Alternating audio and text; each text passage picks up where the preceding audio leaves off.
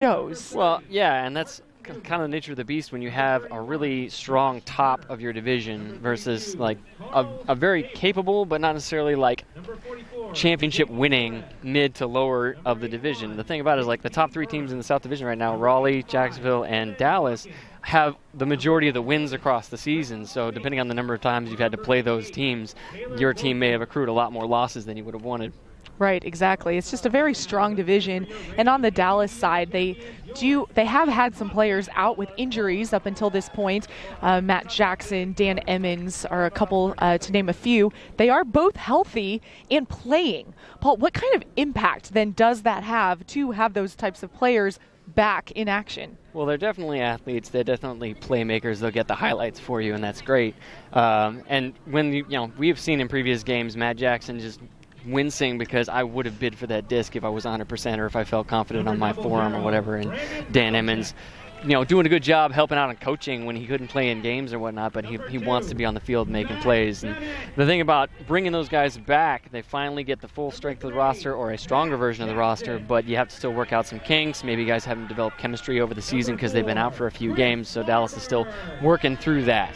Exactly. There are a couple Hustle players who are making their AUDL debuts tonight. Micah Joe and Evan Caldwell. They're both college students. Micah at Georgia Tech and Evan at Auburn. Paul, what kind of impact does that have on a player so early in their careers, like a college player, to then make their debut on a field like this? I mean, it should definitely be exciting for those guys. And as like a coaching staff or whatnot, when you bring that guy on, you're like, look, we need you to be hungry. We need you to be excited. We need you to make some plays for us. And you know what? It's okay if you don't pull it off when you happen to give it a try, because it's late in the season. We don't necessarily have a playoff seed that we can get. Take some chances, get used to the crowd. Feel your way out early in your career. That big game experience is just invaluable.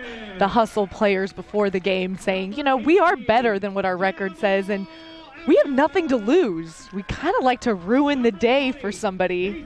Certainly the Roughnecks hope that they don't. They are missing a few players. Ben Laurie out at Beach Worlds and Dylan Freechild, another notable player, missing. How do you think teams then really adjust when players who play on their O-line a lot of times aren't here? Well, the nice thing about Dallas is that they have a lot of players that can kind of fill multiple roles and play on both sides of the disc, and they do have a good foundation with several guys that can throw really well, as far as if missing handlers like Freechild, and I believe Laurie often handles for them as well. But they isolate guys in space. As long as they keep running their offense, it should be pretty easy for them to make things work. And then a couple players who made their debut last week are back this week, Gabe Hernandez and Stephen Borick. Those additional players, just role players, really bring so much more to the game. Well, they are role players, but and they moved up from practice squad last week, but they both ended up on the top 10 plays for that week in that game. So they're playmakers. They are the reason that Dallas is so strong, or one of the reasons that Dallas is so strong, is because every week we go into practices and there are strong players at practice to support the guys that come out and play on the field. Exactly. So around the division, of course, Dallas losing to both the Jacksonville Cannons and Raleigh Flyers. Those two teams are playing each other tonight, so that has playoff implications. What does that really mean for the South Division? Well, right now, I believe based on the current win-loss ratios, the Jacksonville Cannons, if they gained a win tonight, then they would have to beat Dallas next week to maintain the second seed out of the division. If Jacksonville won tonight, but then lost to Dallas next week, Dallas would take the second seed in the division. Dallas. Well, if Raleigh lost, then Dallas could claim the first seed out of the division, because Raleigh would then match them on losses for the whole season if Dallas won out. So. As a reminder, Dallas did beat Raleigh at home earlier in the season, and Jacksonville will travel to the Colony July 7th.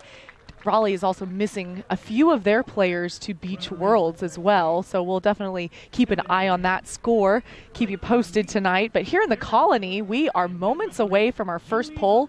We're going to take a quick break, and when we come back, we will have action. Dallas Roughnecks versus Atlanta Hustle.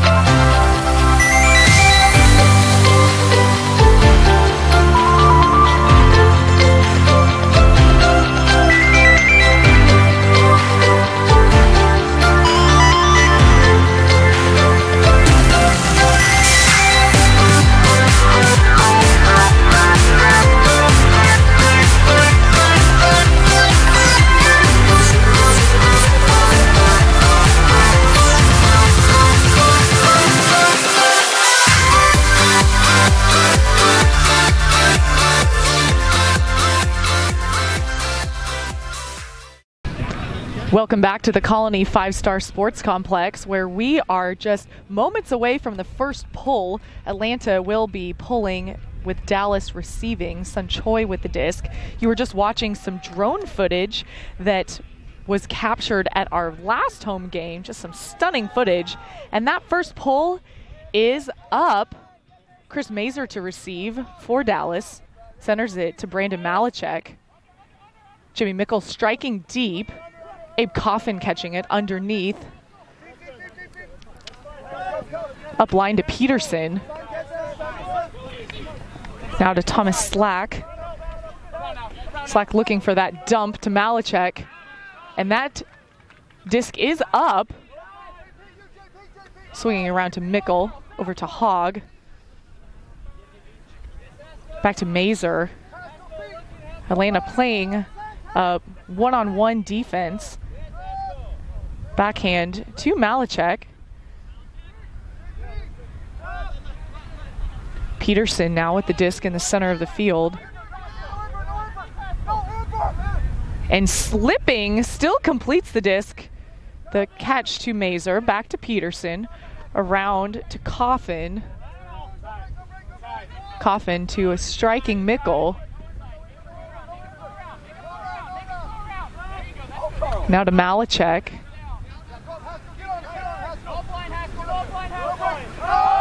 Malachek looking for Peterson. Peterson outside the end zone, floating in the air. Tips off of Mazer, but Slack catches that goal. First goal, Dallas. Thomas Slack always following the play. He's always looking for, hey, where could I possibly help out? Even the pass wasn't necessarily intended for me.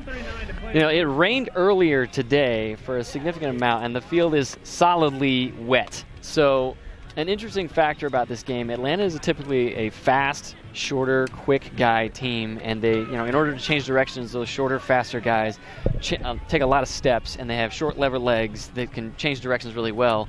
Whereas some of the Dallas guys are bigger guys like Dan Emmons, Jimmy Mickle, you know, to Chris Larberg. They take bigger strides or more power steps to try and change directions, and as a result, in this wet, sometimes you take that power stride, you tear up the field, and it slides out from under you. We've already seen a few players slip just in the first point.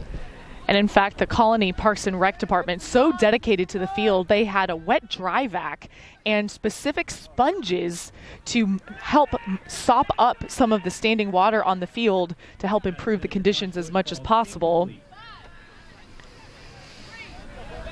There was an incomplete pass on the Atlanta side, so Matt Bennett picks up for Dallas over to Jay Frood. Frood up the line. Bennett, one-hand grab. That's in for a goal. Got to be careful with a slippery guy like Matt Bennett. He is not looking to just stand there with the disc. As soon as he lets it go, he's going to do a give and go as best as possible, especially Atlanta forcing Dallas towards the righty backhand side of the field. Matt Bennett loves the give and go with the backhand. Definitely so, and Frood leading the team in goals with 38 and 22 blocks so far this season, but you know, certainly a great assist there to Bennett as well. So now Dallas takes a quick 2-0 lead, 10:13 left to go in the first quarter. Bennett will pull for Dallas. We have a bit of a rare wind condition. It's blowing from our right to left over here, so it's coming from the north side of the field. Usually it blows the other way. So that pull's floating. Stapleton picks up for Atlanta to Boking. Back to Stapleton, trying to stay in bounds. And Atlanta turns it over right outside the red zone for a second point in a row. Kevin Christian now picking up. Lefty backhand to Bennett. Bennett back to Christian. So whistle, pick called. That's a 10-yard penalty. A little confusion in the Dallas resets right there. Ended up having a couple of guys just run into each other. Since right next to the disc, it's easy to see that pick. And hand block from Kyle Stapleton. So Atlanta gets the disc back on the far sideline. Stapleton says, let's get that out of here. Matt Smith chasing it down so fast, can't get there. And there's that win. We said that'd be a tailwind for Atlanta right now. Matt Smith is not a guy you usually outthrow. He's an extremely fast man. Maybe he's not quite warmed up being early in the game, but at the same time, it's tough to outthrow that guy. Smith, of course, leading Atlanta in the plus or minus. 47 goals, 19 assists so far this season. Bennett with the disc. Centers to Zach Riggins. Riggins back to Bennett. Over to Christian. Dallas in a horizontal stack formation. Centering back to Bennett. Little give and go. Some confusion with the cutters upfield. Now to Hernandez. Hernandez puts that up to Eberle. That's floating. And Eberle snatches that out of the air. Back to Boric. Over to Reed Bacon. Reed puts a backhand up to Bennett. To Eberle. Eberle right up that line to Hernandez. Excellent save there by the coach, Patrick Eberle. His main club experience and his college experience, the way he grew up through the game was as a deep receiver, making plays over the top of guys just like that. So not really unexpected, but at the same time, he definitely made a play there. Impressive. Of 3, celebrating Father's Day recently. Hasn't lost his hops, at least. Maybe a step, but... He's still got it. Yes, still very talented in the deep space. Atlanta falling behind by a small margin here, but really it's just a result of their backfield turns. The two main factors for these 2 breaks that Dallas have gotten thus far. The first one, Atlanta turns it over in the backfield, and Dallas only has to go 10 yards to score. They almost had the same opportunity on this last break they just got, but ended up having to go the entire length of the field because they couldn't punch it in the end zone. So now Atlanta trying to get on the scoreboard for the first time today. Disc with Bray in the center of the field. Over to Haskell. Back to Choi. Looking around to Olsen. That disc is up in the air. And Burns catches it. Winds up to throw a backhand. Chris Larberg's there. Both Larberg and Frood say, yeah, let's just call it. Larberg a little too tunnel vision focused on his man, didn't necessarily see the thrower. So that's a 10-yard advantage for Atlanta, swinging it around to the far sideline. Back to the middle. And Spinks doesn't quite catch it. Now Mickle with the disc for Larberg. Back to Mickle. Over the top, looking for Larberg or Frood. Larberg with the one-hand grab for the score. Jimmy with his preferred throw. It's going to be that forehand bank if he can. Possibly an option for a hammer. He had both Frood and Larberg going to that corner because Atlanta was on their heels the entire time. Again, another backfield turn at midfield. You got to get back there. Dallas is going to try and push the lead as much as they possibly can, give themselves a nice comfort zone to play from. So Dallas takes a 4-0 lead, 7:07 left in the first quarter. Certainly the past few games, Dallas has come out with a slower start that has made things a little more interesting. So I know Atlanta's certainly hungry to get a run going of their own. Right. I mean, this is a good sign for Dallas, really. The fact that they're not taking this game lightly, the fact that they're treating this as we need to get ready for the postseason. We saw against the Madison Radicals, they came out really strong to an early break and then develop an early lead, and they seem to be doing this late in the season, so they're getting ready for championship weekend. Boking now picking up over to Stapleton. Swings to Max Leonard. Vickroy over to Bush. Bush backhand in the air. Vickroy with that reception. Lots of fakes. Finds Stapleton. Over to Leonard.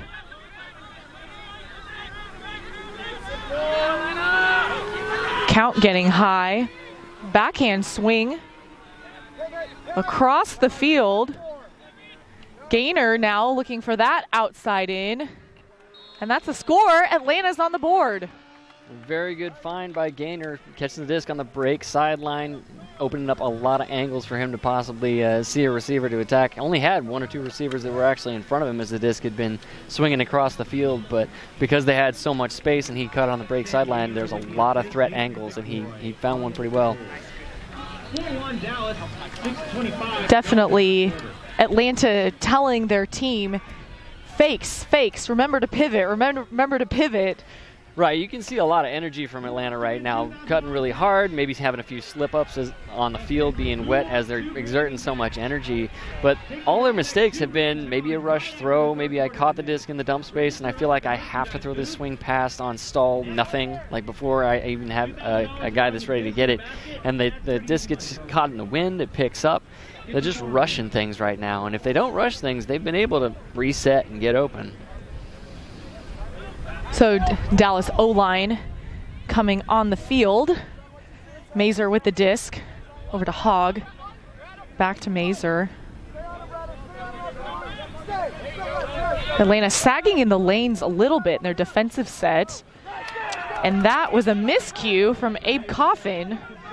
Bray picks up. And turfs. Unfortunate, had an open receiver. Mickle now over to Mazer. To Peterson, and intercepted by Bray. Bray throws that up. Diving attempt for Burns. That would have been a super highlight had he caught that disc. It was a great trailing edge catch attempt, but didn't complete. Dallas will take it the full length of the field. Mazer in the end zone.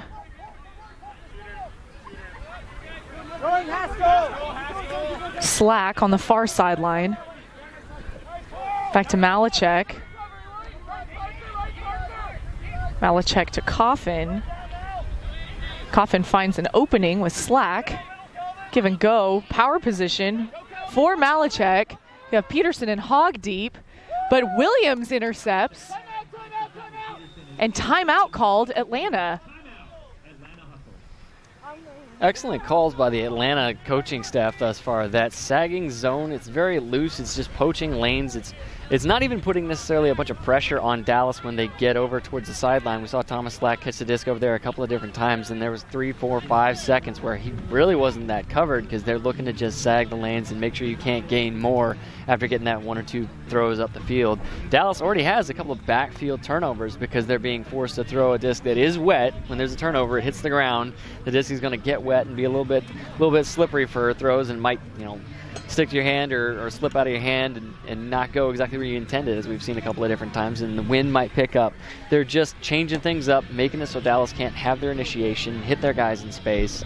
And so it's a great call defensively. Offensively here, the timeout is very good for their mentality right now. They've already gotten 2 turnovers on this point from their defense, playing really well, but you turf the first throw on the first turnover, and the second one you put it over into a direct headwind toward this sideline, over the top of a stack that you're setting up in your end zone offense. Maybe that's not the best decision because you're playing with a bunch of adrenaline right now and your mind's a little cloudy. Call the timeout. You got to go the full field to score. Put the O-line on. We'll set up an initiation play. Everything will be sorted out by the end of this timeout. Big crowd also here at the Colony. We have several groups attending. Tournament happening in town, a lot of those teams, as well as a group of middle school students. We're so excited for everyone who's come out. Back on the field, Atlanta near their end zone. Vickroy with the disc. Little handler miscommunication there, but he manages to get that out of there. Smith now around midfield. Over to Gaynor. Vickroy fakes around to Stapleton. Swings over to Leonard. Leonard backhand to Stapleton. Stapleton, count getting high. Whistle is called. Not the first time. Oh, sorry. That stall is called. Yeah, I mean, it's not the first time that Atlanta has their dump handlers, their reset handlers clearing out of that backspace, but nobody filling that position from the stack or from a flow of their offense. So they end up on these high stall counts taking these desperation shots because they don't have anybody to actually throw the dump to. And it did look like Vicroy was open, but that throw just did not come off quite quick enough. Mazer now with the disc for Dallas. Frood, far sideline. Mazer goes deep. Smith now with the disc. IO flick, hanging in the air. Mazer does read that reception. He dishes it to Larberg for his second goal of the game. Excellent positioning there by Chris Mazer. Knew the disc was going to hang, possibly pop up over people because it's gusting wind right now. He kept his body position, didn't push off the defender, and just made it so the defender had to make this play over the top of him. And then when it did kind of sit up, the defender mistimes the jump, has to fall, and Mazer just gets an easy grab as a result.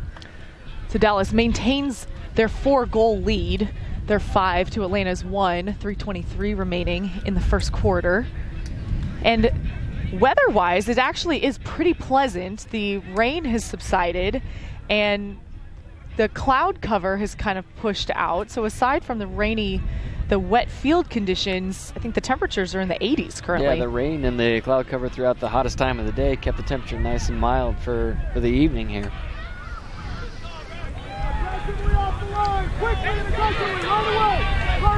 So now the pull is up, lands out of bounds.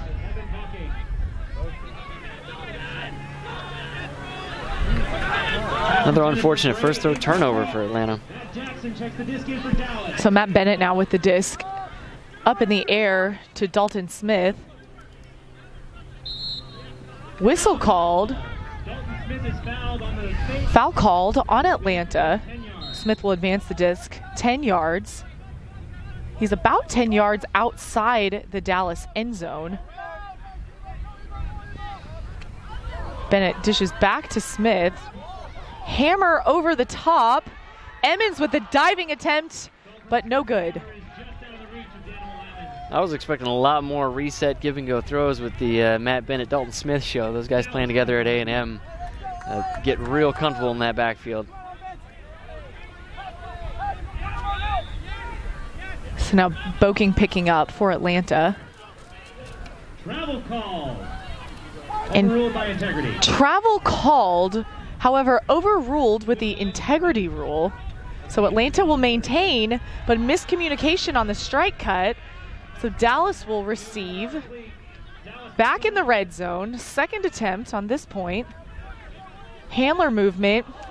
And there was a bobble.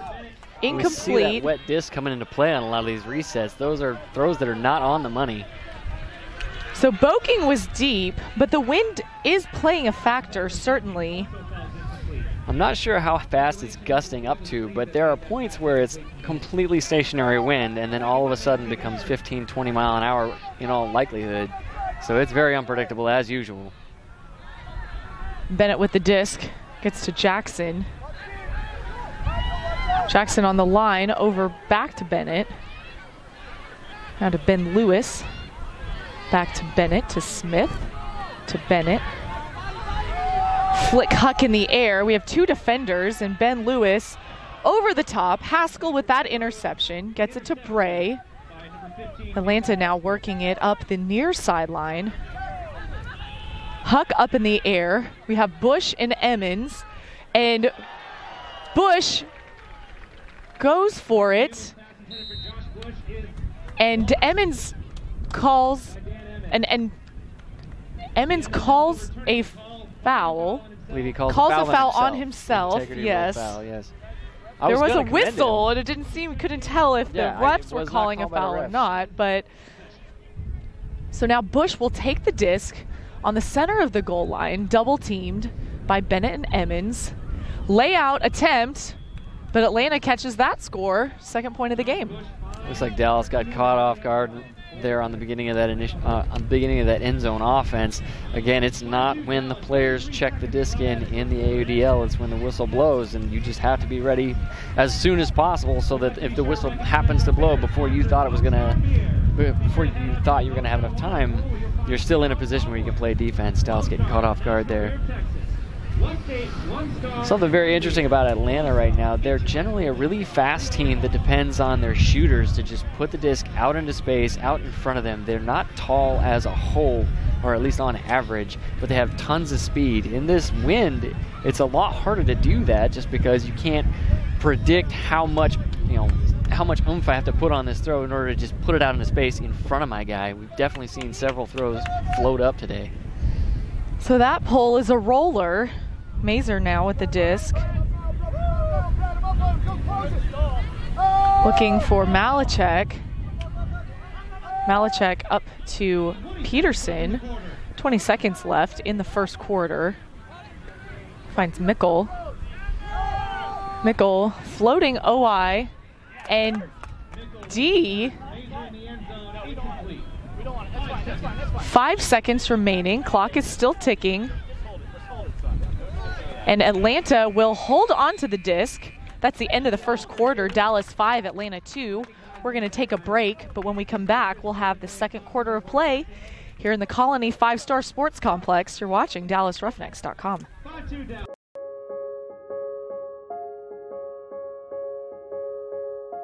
Early recognition is critical. Teaches middle school PE classes about ultimate frisbee and cancer symptom awareness.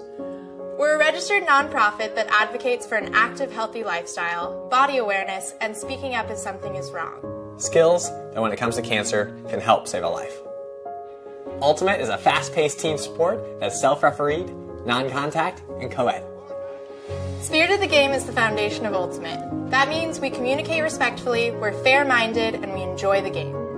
Ultimate is accessible to everyone. All you need is a frisbee and some friends. Our team of coaches is made up of experienced and passionate leaders from the Ultimate community. We teach kids that playing fair is more important than winning. We can come to your middle school and run your PE classes for the day. And if we're not in your area yet, we'll send you our clinic in a box, where we give you the resources to run your own. Ultimate Frisbee is one of the fastest growing sports in the world. Teachers and parents love Ultimate Frisbee. We are Eric! And we want to work with you and your school.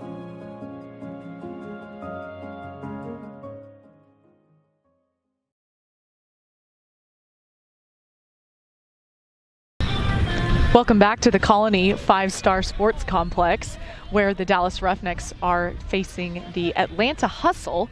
Dallas taking a 3-point lead over the Hustle in the first quarter.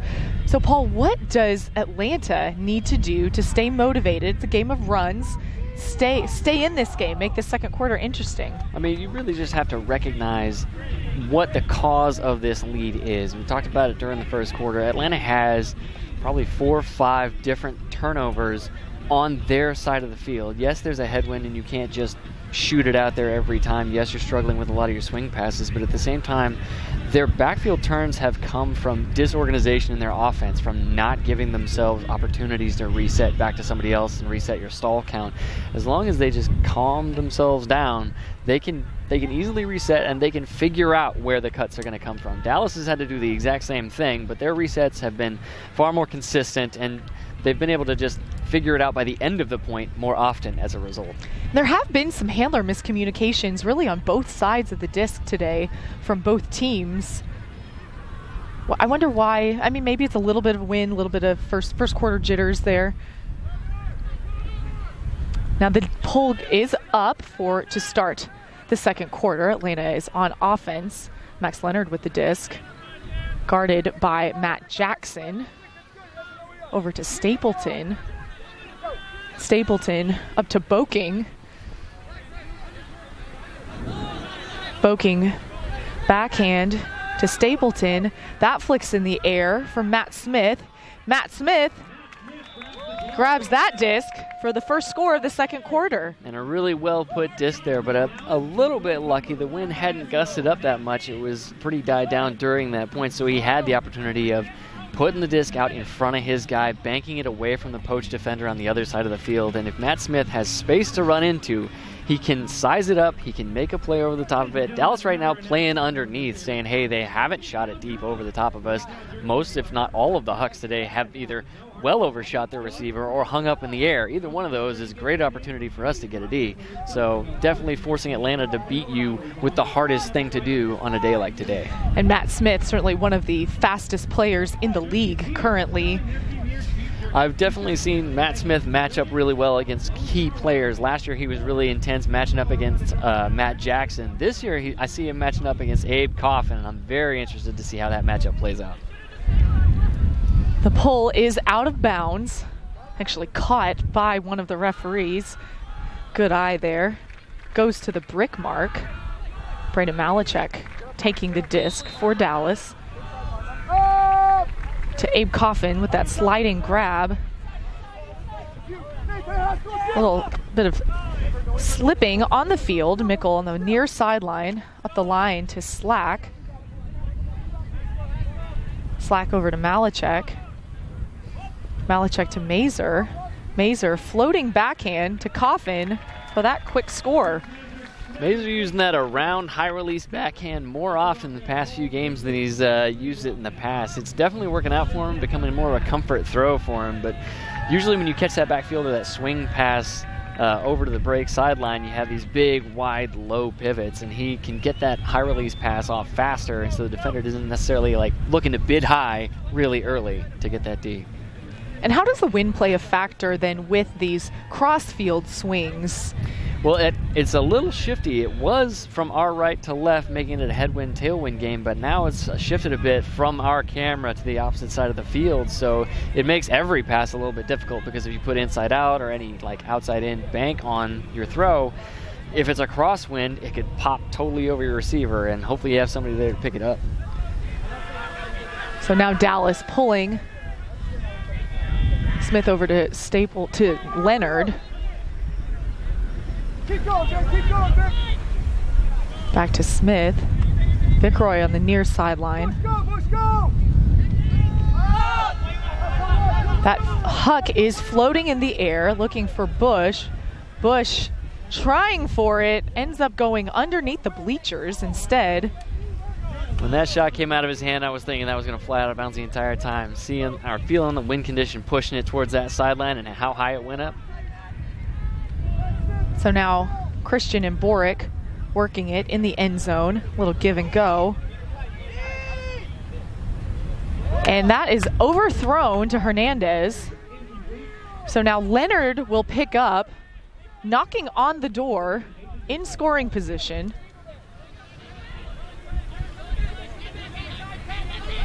That flick is in the air, and that is a score. And Bradham with the goal for Atlanta. An excellent throw, inside-out forehand there. He's throwing this inside-out forehand into a direct headwind, or basically into a direct headwind, because he has to kind of hit his receiver on his right side of it, on the right side of the thrower's body, left side of the receiver's body. It's really hard to just place that in a space in this condition. So excellent throw there. Atlanta now narrowing their deficit to 2 goals. They were in a 4-goal deficit in the first quarter. Certainly you see the spirits picking up a little bit more on that Atlanta sideline. Dallas O-line on the field. As the game wears on, it's easier once a few points have started to calm yourself down and figure out, all right, look, we know we've had a few turns, but we can start figuring things out. Pull with lots of hang time. Malachek catches that. Mazer letting that float for a while. Over to Mickle. Peterson going deep. Flick Huck from Mickle. Williams guarded. Peterson right outside the end zone. Dishes to Coffin for the score. That's just one of those team defense moments for Atlanta. They have a guy poaching over the top, trying to help out because they know Dallas has guys in their handler line that are going to take those shots over the top. But the unfortunate part, when you have that poach defender and both your guys play underneath the receiver, when Peterson gets it, guess who was left open by the fact that there was a defender helping in the deep space? Abe Coffin following the play, and if you can't recover that position right away, they're going to throw the next throw and score. Dallas really identifying, following the Huck, taking advantage of it. It's now 7-4 Dallas, 9:51 remaining in the second quarter. Bennett to pull for the Roughnecks.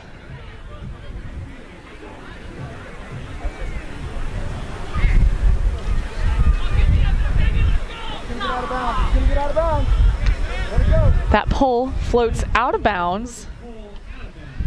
More unpredictability about that wind. When it came out of his hand, the wind was basically stationary. It looked like that was just going to sit right down in the middle of the field. As the disc is flying, wind picks up 15 miles an hour, pushes it right out of bounds. Certainly playing a factor. Atlanta taking it from the brick mark. Boking now with the disc for the hustle. Backhand to Smith. Over to Gaynor. And Leonard wasn't looking. Heads up, still caught it. Stapleton with the disc. Vickroy to Smith. To Stapleton. Flying in the air. Leonard catching that trash. He's looking for Boking. This area of the field is probably one of the more slicker parts. Vickroy on the far sideline. An overshot. Leonard again. Stapleton actually. Diving attempt. Vickroy right on the goal line. And Smith running towards the front cone. Can't hang on to it. Despite several athletic reception by the hustle on that possession. Saves, yeah. Certainly required in any level. Mazer over to Lewis. Lewis looks like he lost a little bit of control, slipping on the ground. Atlanta on offense. Now over to Boking. We talked about the middle of the field here being the slipperiest part. That's really unfortunate for both teams, to be honest, because that's where your backfield, your handlers and resets are generally going to be, and that's where you do not want slips from your players. There was a whistle on the call. Atlanta advances 10 yards. Backhand to Leonard. Leonard to Smith, still in the air. Frood ends up intercepting. Going deep. Smith backhand up. Way overshooting both Emmons and Frood. Frood had his hand up calling for that deep shot. He wanted it no matter who happened to have the disc in their hands at the time. Dalton Smith obliges, but that tailwind really carried it. Now Atlanta working it up this near sideline. Spinks with the disc. Flick over the top. Atlanta 2-on-1 advantage. And Bush with the reception. Almost looked like Dalton Smith was going to get that one. He had really great position and a good leap to get up top, but Bush having good position on him ended up getting the disc that millisecond before. And with those gloves, had the grip to keep it in there. And that was Gaynor with the flick huck there. Great positioning. Very athletic play. I believe he's had a Bush. few really good hucks and break mark throws today, generating a lot of opportunities for his receivers upfield, especially ways to burn their energy and get open for him. So it's 7-5, 7:12 remaining in the second quarter. Dallas to receive. Parker Bray pulling for Atlanta. Pull lands in. Malachek to Mazer. Both Slack and Mickle going deep. Throw goes up. You have Mickle on a 2-on-1. And extension grab. Jimmy Mickle with the score. Another characteristic perfect throw to throw to Jimmy Mickle. He's one of those guys, he will tell you, be the first guy to tell you if he has to run it down and possibly bid for that disc, he doesn't necessarily have the most confidence in his game. But if he has a floating disc that he has to get a good drop step and jump over somebody, he will get that the majority of the time. Now it's 8-5 Dallas. Very quick point there.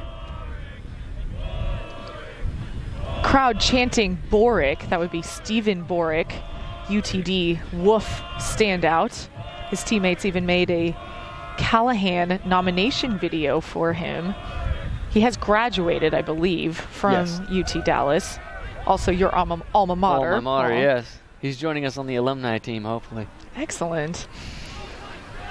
Now Atlanta in their end zone, floating in the air to Stapleton. Up to Leonard. Back to Stapleton. To Bush. Bush back over to Stapleton. Swinging across to Joe. Huck in the air. Bush guarded by Hernandez. But Bush catches it right outside the end zone. Taps in. Centers it back to Leonard. Dumps over to Joe. Back to Leonard. That far sideline, double teamed. Now Joe with the disc. Joe flick to Smith, still not in. And lots of passes, but finally Stapleton catches that for the score. Looks like the players were even confused that the first couple of those receptions weren't actually in the goal for the score. Probably the reason that the final guy was not really covered is because the defenders had already stopped playing defense. We saw Bush there receiving that deep huck. He's doing really good fundamentals as a deep receiver. He runs his route in a way that the defender has to take extra distance to make up the space. He keeps body position on the guy, and these catches are looking easier for him because he's doing a lot of good fundamental things early in his cut to make that huck reception. Lots of patience from the Atlanta side there. So still a 2-point game. Still tons of energy from Atlanta. You hear their coaching staff on the sideline screaming, pivot, pivot, pump, fake him. They have so much energy that their coaching staff is willing them to, hey, do the fundamentals. Think about what you're doing when you have the disc.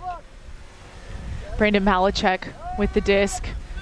Big up and around, great sky from Abe Coffin. Peterson, one-handed extension grab. Quick dish to Malachek. Lots of fakes from Malachek. Back to Peterson. Over to Hogg.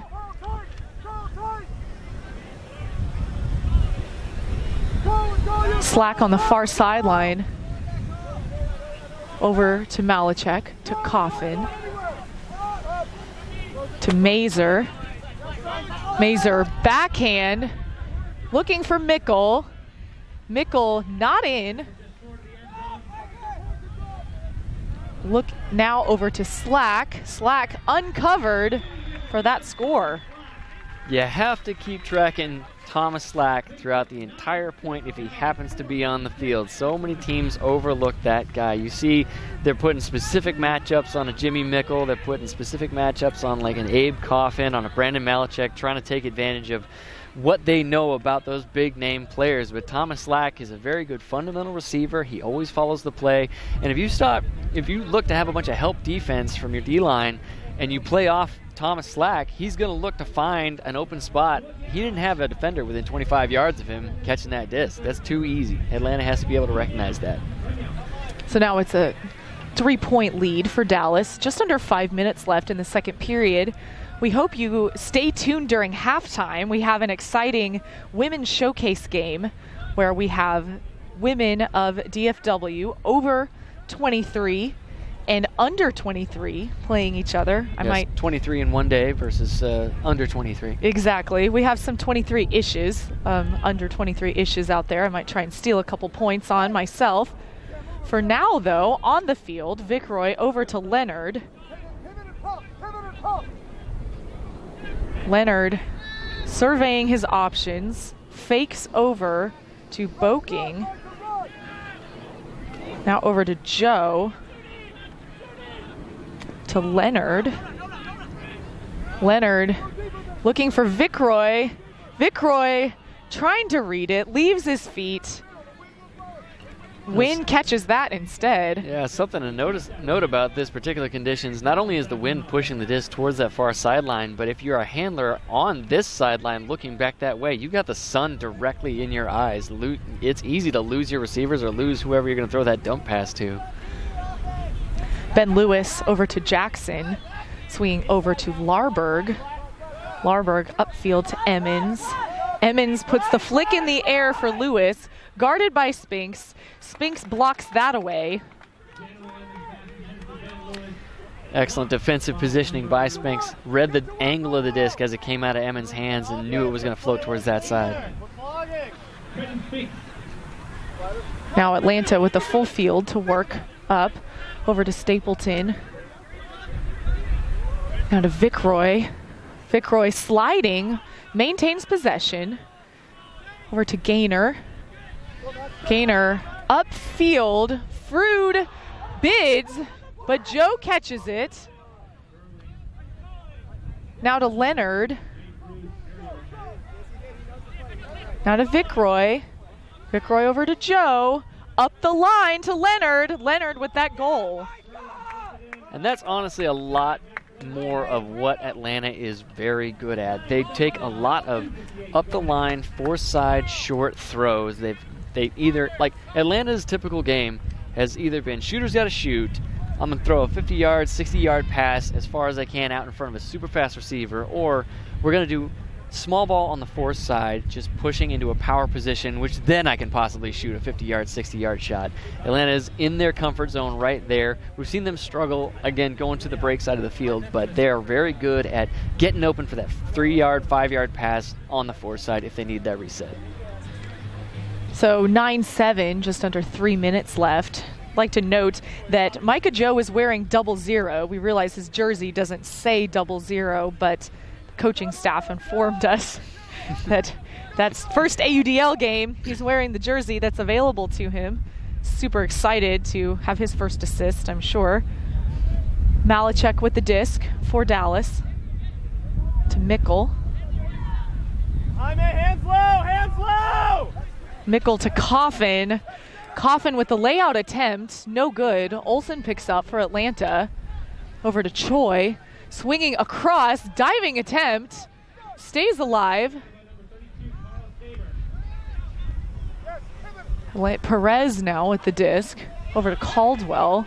Caldwell puts that flick up, Malachek intercepts instead. Peterson to Malachek. Disc is in the air, we have Hogg versus Williams. And that sails over, but Hogg with the diving attempt keeps it alive. Not in. The count is going. Hogg is asking for a foul. There is no whistle. Now there's a late whistle on the play.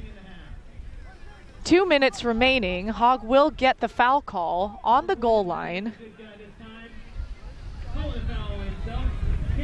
Williams actually called the foul on himself, invoking that integrity rule. Backhand around to Mazer for that score. Casey Hogg being ever mindful and laying out at the proper time, knowing that, hey, it's going to be tough to get over the top of Williams here. The height matchup is definitely in his favor, but if I can make him jump early, if I can put him out of position by him wanting to get the D that much, maybe I'll have an opportunity on the backside. That's exactly kind of how it worked out, because it is floated, set up a little bit more for him, and Casey Hogg landed first, so he had the foot plant to actually take that layout when Williams had his back turned to it. Didn't actually know that the disc was going to still be alive.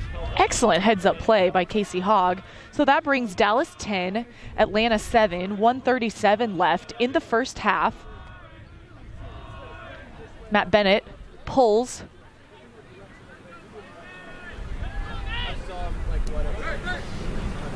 Atlanta catches in the end zone. Now over to Leonard. Smith on the open side under. Gets it to a striking Leonard. Leonard flick in the air, looking for Bush. Bush catches that once again. Joe uncovered. Reed Bacon peels off, but that dish to Joe is good for the score. And you see again Atlanta, Bush doing a really great job in his deep receptions, but as soon as he gets the disc, the one receiver in front of him kind of peels out into the middle of the end zone, making it look like he has a lot of angles to attack, but the exact place he wants to go is right in front of the receiver, or right in front of the thrower for a 3 to 5 yard, just little dink pass that's not hard to catch or throw. And the defender overplayed a little bit, got caught slipping on that first cut, and the receiver was open as a result. Josh Bush, the intended target, several times so far in this first half. Real sticky hands today. I mean, sometimes when you can't necessarily depend on your hucks as much because you know they've been unpredictable, sometimes your receivers like Matt Smith or Bush are definitely going to give you easy resets upfield. You know, when you have confusion, sometimes those guys generating consistency for you is really what you need. So pull up in the air. It does go out of bounds. We'll go to the brick mark. Remember, the clock will start once the first frisbee move, disc move. They say a football move in football. It's the first disc pass there. Disc is in. Mazer to Hogg. Back to Mazer. Over to Coffin. Coffin, though, with the bobble. We're right around 1 minute. Bray picks up. Dishes over to Spinks. There's a whistle. Timeout called Atlanta. Excellent strategic timeout. 55 seconds left in the half. Might as well use your timeouts while you have the opportunity. Dallas getting a backfield turn. And unexpectedly for Atlanta, really. They didn't necessarily have a set-up offense, a set play, and Dallas was poaching guys in the lane, almost setting a cup zone look on those backfield handlers. So didn't want to get trapped, didn't want to get stalled out when you have this much opportunity. It's 10-8 right now. Atlanta is catching back up from this quarter. If they score and end up making that the last score of this quarter, they've reduced the lead that Dallas had coming into it. It was 5-2 at the beginning of this quarter. So they're inching their way back in, and they know if they want to stay close, they got to be as smart as they can whenever they get the opportunity here. Plenty of time left on the clock in the first half. Very strategically timed timeout on Atlanta's part as well. Certainly changes the perspective of game planning when you're playing against the clock versus points. Yeah, I mean, we've talked about it in previous broadcasts where if you are the last team to score at the end of any given quarter, that's essentially basically half a break for your team because you've scored and you haven't given the other team the opportunity to respond with their offensive point. So if you do that every quarter, you're effectively giving yourself 1 or 2 full breaks because you're reducing the other team's opportunity to take shots. Now Atlanta getting it back in. Leonard up the line, and that is out of bounds. Leonard limping a little bit. Whistle called. Looked like he landed on that leg trying to extend and just didn't pay as much attention to his feet when he was really looking to catch the disc. But you see more of that Atlanta offense, just four-side strike cuts. Great catch attempt from Leonard. Now Dallas will have the disc. Mickle on the front cone. 41 seconds remaining in the first half. Swings around to Slack. Slack up the field to Larberg. Larberg to Peterson. We're at 30 seconds left. Flick goes up. Larberg on Williams. Larberg with that extension grab. Jay Frood striking. That's a score. And with 30 seconds left in the quarter getting that possession, Dallas scores in about 11 seconds of offense, mostly through guys that are typically receivers for them. Chris Larberg, Thomas Slack, Jay Frood. These guys are upfield players, but because they know they want to score fast, they're looking for being the continuation after the next throw is completed. And Atlanta just got a little caught off guard there. That one huck gaining most of the field, they just didn't catch up to the play. So now 19.4 seconds left. Dallas 11, Atlanta 8. Mickle to pull for Dallas. Could expect a lot of hucks going up from Atlanta in this first half anyway. Wouldn't be surprised if they had a huck now, given the clock situation. Matt Jackson in his usual first down on the pull self causes Atlanta to adjust. Bray catches it. Extension grab from Atlanta. That flick is up in the air. Still 9 seconds left. Jay Frood with the disc. Now Mickle finds Bennett. 3 seconds left. Bennett to Smith, and that's a goal. That goal is good. A&M brother connection. That's right. I mean, when Matt Bennett gets the disc, who's he going to look for? The guy that he has thrown to the most on this entire team, Dalton Smith, especially since he knows Dalton Smith's going to be looking for the sneaky spot to try and catch this goal when Atlanta is overplaying towards that side of the field that has the disc at that point in time. So now we go to half. Dallas 12, Atlanta 8. We're going to take a quick break, but when we come back, the women's showcase game will be underway. We hope you stay tuned.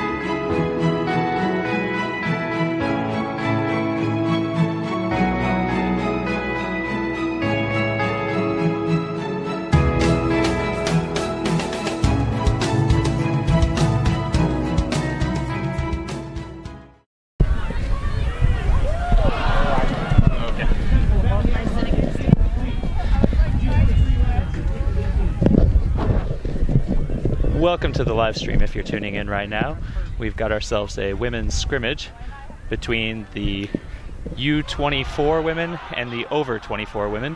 I am Paul Utesh. I am a gender equity advisor, and I'm here with Lindsay Kappen, who's the other gender equity advisor. We both play for Public Enemy here in Dallas-Fort Worth.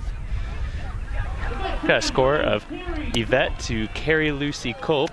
Yvette plays for DFW Women's Club. Carrie is formerly of DFW Mixed Club. 19 minutes left in the game.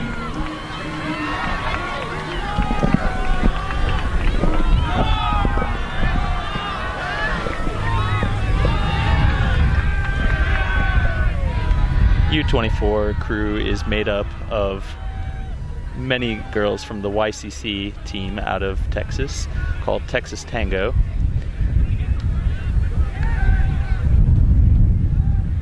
Can't see that far. U21 is the dark team, or U24, excuse me, and white is the over 24. So right now we have over 24 pulling to our U24 ladies. It's Bethany Eberhardt with the pull. Getting a good amount of hang here. That is Sky Fernandez picking up.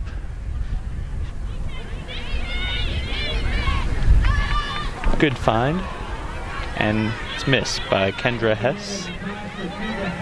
Very sloppy, wet conditions. Kara Utesh picks up for the over 24 team. Finds Emmy Fitzgerald upline.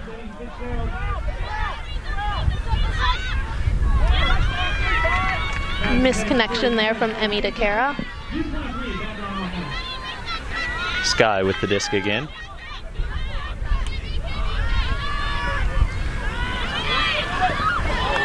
Good effort. Recover that disc that went over her head a little bit.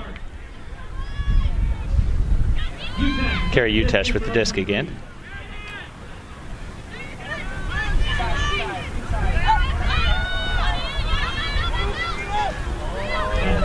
Missed throw. Sky is picking up again. I think it should be known that Sky is still in high school. She's actually going to be a junior next year. Truly a prodigy. D by Meredith Woolley.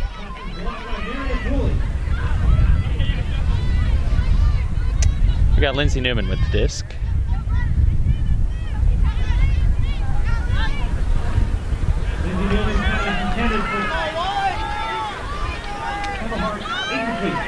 Teams trying to find their flow, trying to figure each other out.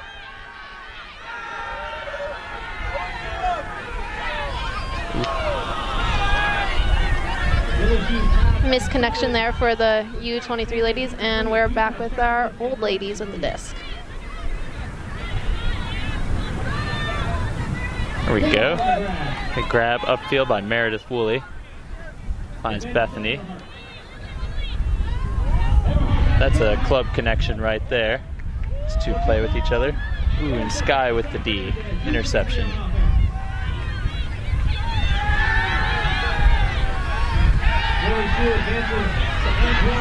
If Sky wants to, she can really run the field here. Punch it to Kendra. There we go. It's a little bit of a breeze. It's catching the disc a little bit.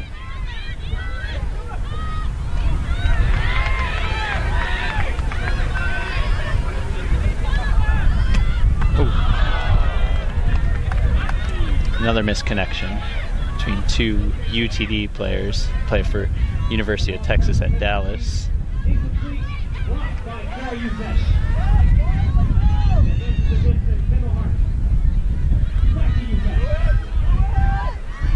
There we go. See if Bethany can track that down. Oh, misread of it.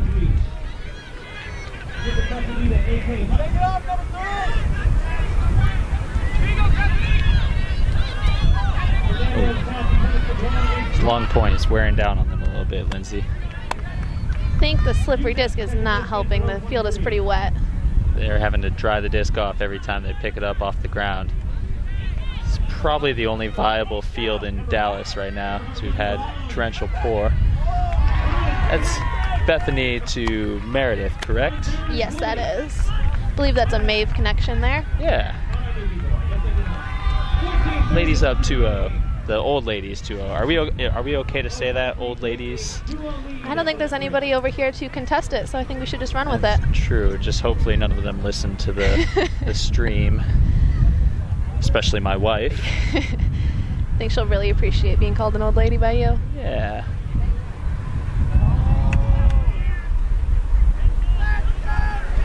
All right, we've got Julie Malachek with the pull here.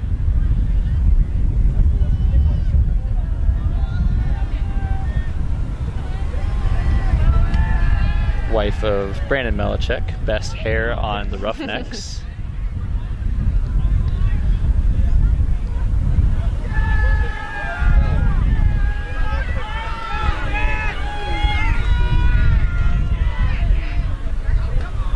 Tori Walters with the disc. Intercepted by Carrie Lucy Larkin Elizabeth Culp.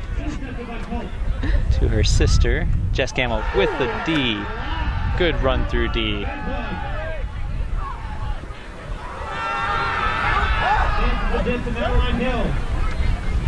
Jenna Patterson with the young ladies, and Jenna Bigby with the big D. We've got a couple teammates out there that we're rooting hard for.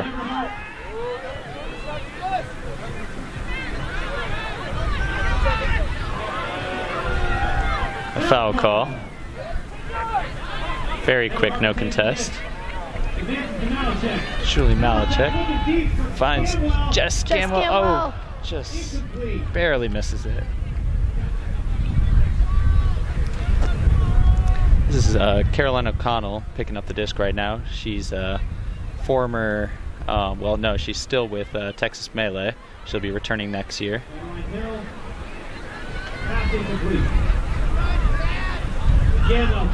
Very eager young ladies, the U24 crowd is.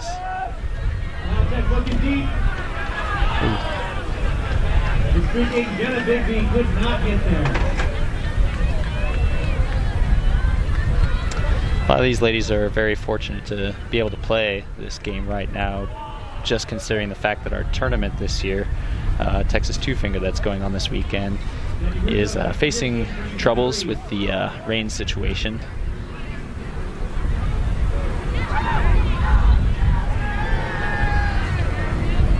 They may be the only club players to play this weekend. It's a D by Carrie Lucy Culp.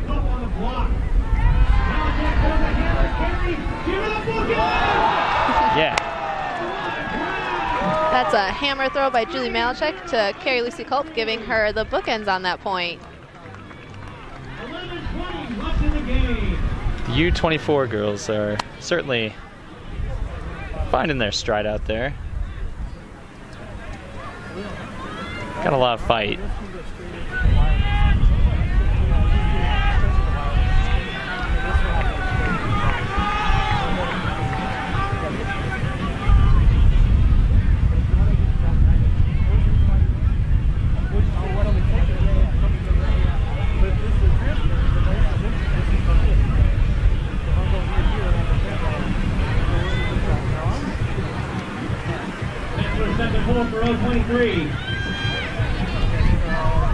Katie Messler with the half-field pole, dropping nicely. Look for Sky Fernandez to control this line with Caroline O'Connell. Caroline with the big backhand around. It's a nice dump. As long as they trust their handlers, they should be fine. And Caroline O'Connell finds Kendra Hess in the end zone for their first goal for the U24 ladies, bringing the score to 3 over 21 to 1 under 21. Kendra Hess is playing with DFW's top mix club team this year. It's her first club season. She is arguably faster than probably three-fourths of the team. She's been playing for about maybe 10 months now, but just has a great knack for the game. She was part of the Marcus girls squad that went up to Neaqua this year, took the gold home.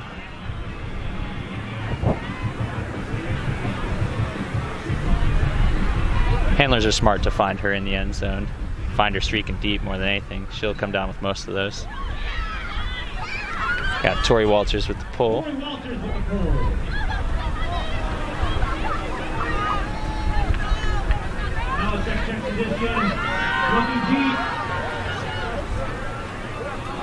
Yeah, a little ambitious there.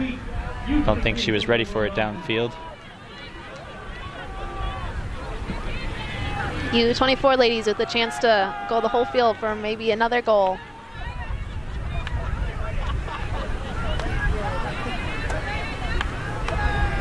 Oh no. Unfortunate drop. Got Malachek to Emmy Fitzgerald in the end zone. Emmy Fitzgerald is your regular Roughnecks streaming voice. Got about 8.5 minutes left.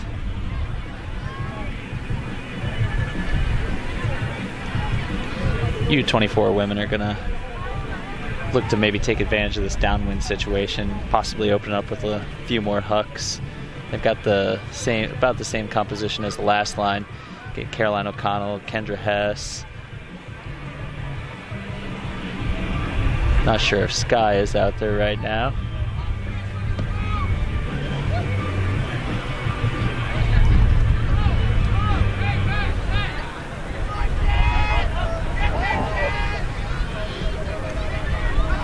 Caroline O'Connell coming up to the disc.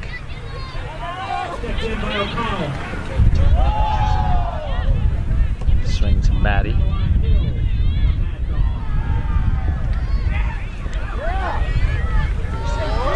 Run through D by one of the U24 ladies.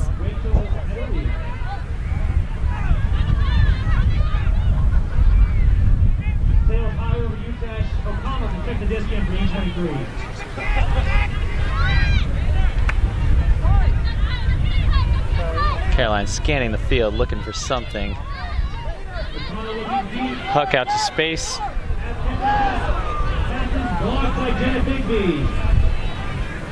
And it's not a strip. Looked pretty close. Those two go up against each other quite a bit in practice.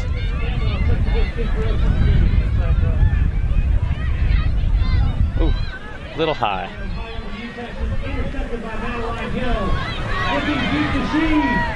It's a big hug from Maddie to Louisa Shee. Jess Gamwell picking up for the old ladies.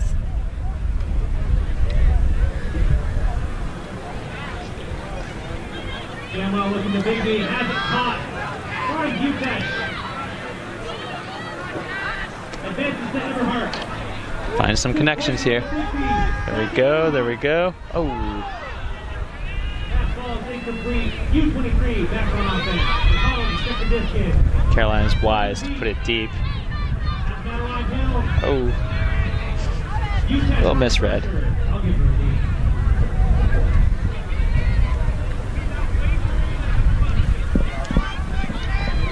Both teams probably could have used another practice together just to work on a little bit of chemistry. I know that's tough, just jumping into something that was quickly thrown together. A lot of them have played together here or there. A lot of the women I've seen on the field right now, they've been on a team together at a couple fun tournaments. Just get a group of ladies together, go out somewhere unsanctioned. We're just really thankful that we are able to get a women's team together to showcase some of the awesome women in the DFW area, especially because we have quite a few young people visiting after their Eric clinic earlier today, so it's awesome to get some exposure to women in addition to our regular Roughneck players. We'll look to, at some point, set up something similar again. There's a project in the works to get something between Dallas Roughnecks and Seoul mixed up with some of the DFW ladies and the DFW ladies and the Austin ladies early in the season. Didn't quite work out. Got 4 minutes left on the clock here.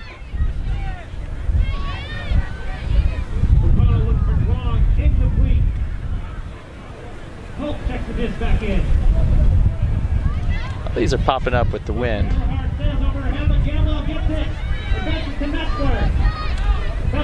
A little bit of end zone work here.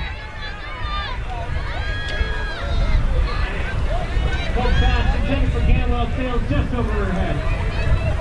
O'Connell back on offense.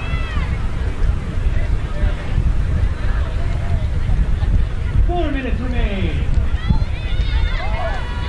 We've got Carolyn O'Connell bringing the disc up to trying to work the field for the last 4 minutes. Hopefully they can get another goal in before that time's up.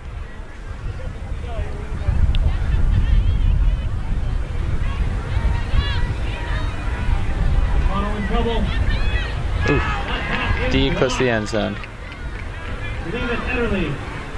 See some veteran work. Oh. Looking for Metzler. It is incomplete. Pressure by O'Connell. O'Connell will check the back. This back in for U23.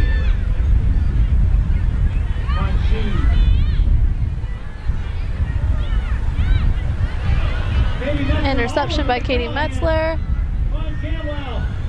There we go. And Metzler with the score. That's bookends for Katie Metzler. 3 minutes remaining in the game. Got a few more minutes left. That was a long point. A lot of the vets showing some real solid knowledge on defense there. Playing lockdown, frustrating the handlers. Not able to find a lot downfield. They're playing smart on Kendra. She is not somebody you want just streaking deep. Once she gets a little bit of separation, it's game over. Is that a scooper pole?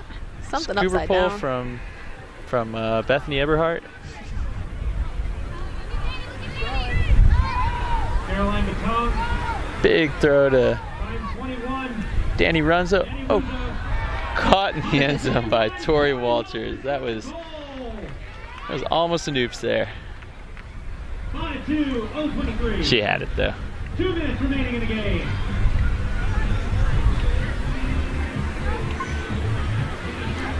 Danny Runza, who threw the assist there, just came off a big weekend up in, I believe it was Ohio, for U24 Worlds tryouts. We wish the best of luck to her. Got a couple good write-ups in Ulti World about that.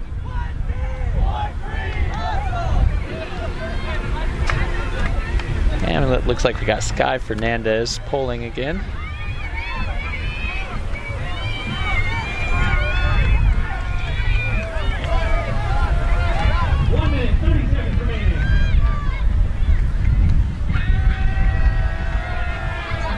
Fernandez on the pole.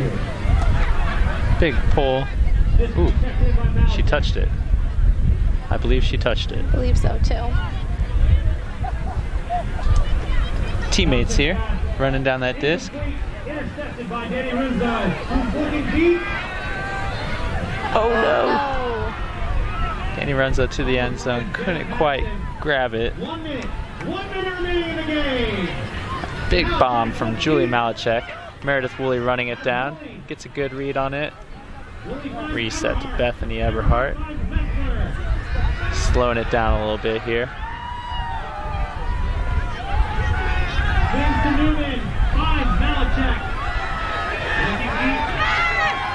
The old ladies have certainly found their stride. Not sure if we've got one more point left. Looks like we got one more point left. I don't know if we're going to just run the clock out or if we're going to play to the end of the point. This is big pull by Julie Malachek. I don't know if they're ready for it yet. We're just trying to eke this point in, and it is in. There we go.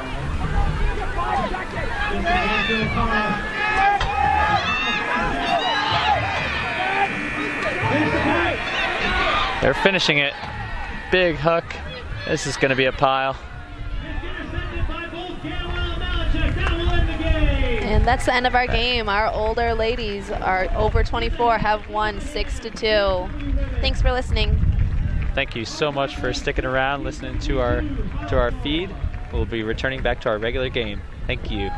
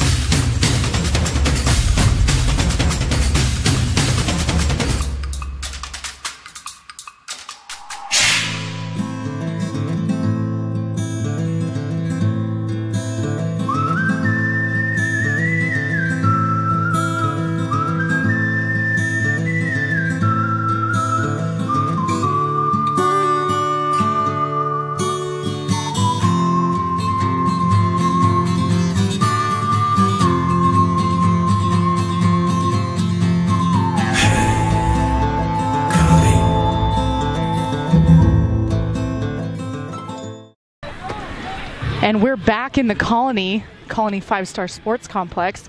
It is halftime. We hope you enjoyed the women's showcase game. Great showcase of the women in this area. Huge field.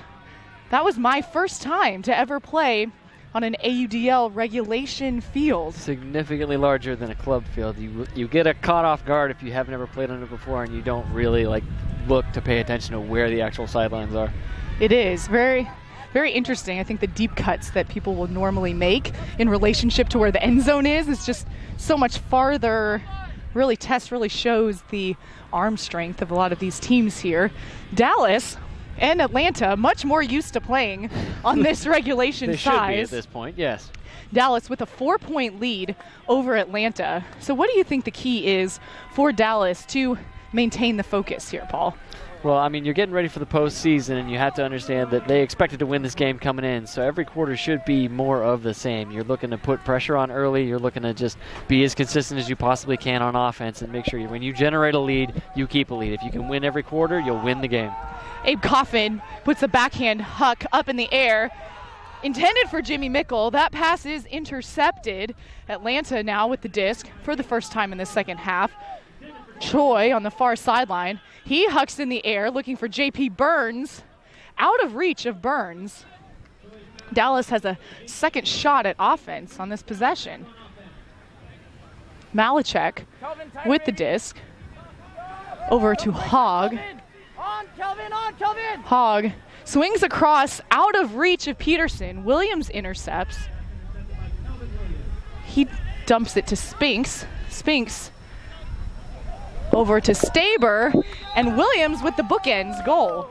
That's exactly what Atlanta wants to come out of this halftime with. A backfield turn that they generated from Dallas and scoring within 4 or 5 throws. That's the way to get your lead, minimize this lead that Dallas has currently established for themselves and get your team some momentum. So Dallas broken for the first point of the second half. O-line walking back down. Yeah, it's it's kind of a tale of two halves in terms of these games. We know that the wind changes between the first half and the second half. The temperature kind of gets milder, and just the air itself has a bit of a different feel as far as like how the disc is going to fly through it. So it's kind of a get reacquainted with the field, get reacquainted with the current conditions. We also saw a lot, like if you look at the middle of the field right now, there's a lot of mud, torn up area. So the conditions are significantly different from when they were starting the first half. There was a whistle on that pull, offsides call on Atlanta. Dallas now will take the disc from half field. Head ref Julie Gordon walking it up to midfield. Chris Mazer to pick up for Dallas. Dallas in a horizontal stack formation. Over to Mickle. Scuba over the top to Slack. Slack with the completion. Looks off the line to Mickle. Mickle to Mazer. Mazer to Peterson. Peterson works for it, but gets that score. Atlanta, unfortunately, getting caught face guarding on the goal line there. The biggest thing about this is that when Jimmy breaks the mark up here to hit Chris Mazer, the next defender covering the throw that Mazer is looking to throw is face guard and doesn't even realize that Mazer doesn't really have a mark on him right now. So when the disc goes up, the defender got it back turned. Sandler Peterson can see it the whole time, size it up, and adjust once it's in the air. So it's 13-9 Dallas, 10:43 left in the third period. In addition to the slick conditions, when the ground is broken up like that, it just creates more resistance for running as well. Yeah, I mean, you get the mud on your cleats too, so every step's a little bit heavier than it normally would. Your top speed is a little bit harder to get to. That pull's floating. Boking catches it. Centers it to Stapleton. Stapleton to Vickroy. Vickroy swinging around to Boking. Boking to Stapleton. Stapleton to Smith. Smith back to Stapleton. Stapleton looking for Haskell, and that's a goal. And a good job by Atlanta really isolating like one, maybe two receivers in the far deep space so that they can take their shots. The majority of their cutters were only about 15 yards from their throwers, and then Haskell, the only guy in the deep space right there, has the entire width of this field that we talked about being 50-plus yards across, and he's fast enough that if you can put it out to a side and the defender, on the side that is away from the defender, he'll be able to run it down and not have the defender have a chance on that D. It's a 3-point game in the third quarter. Dallas 13, Atlanta 10. Choi to pull for Atlanta.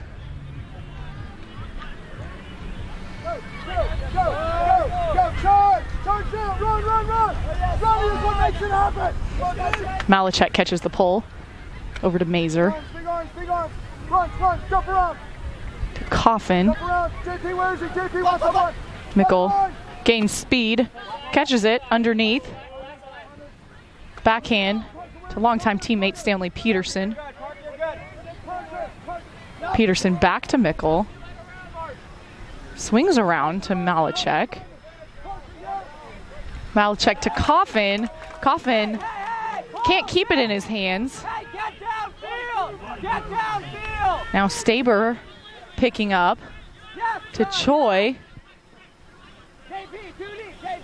Back to Staber. Swings over to Spinks. Over to Bray. Bray, flick in the air. Burns on Mazer. And Burns with the extension grab for the score.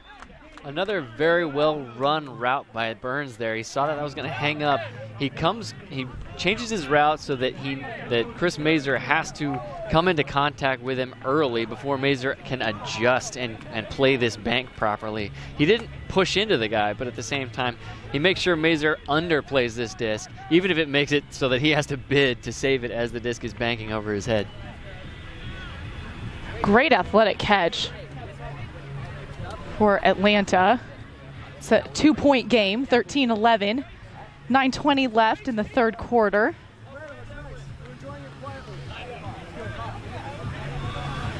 The sun is setting. That makes quite a difference on the field as well. Yeah, you can see your swing passes a lot easier going back towards that sunny side of the field.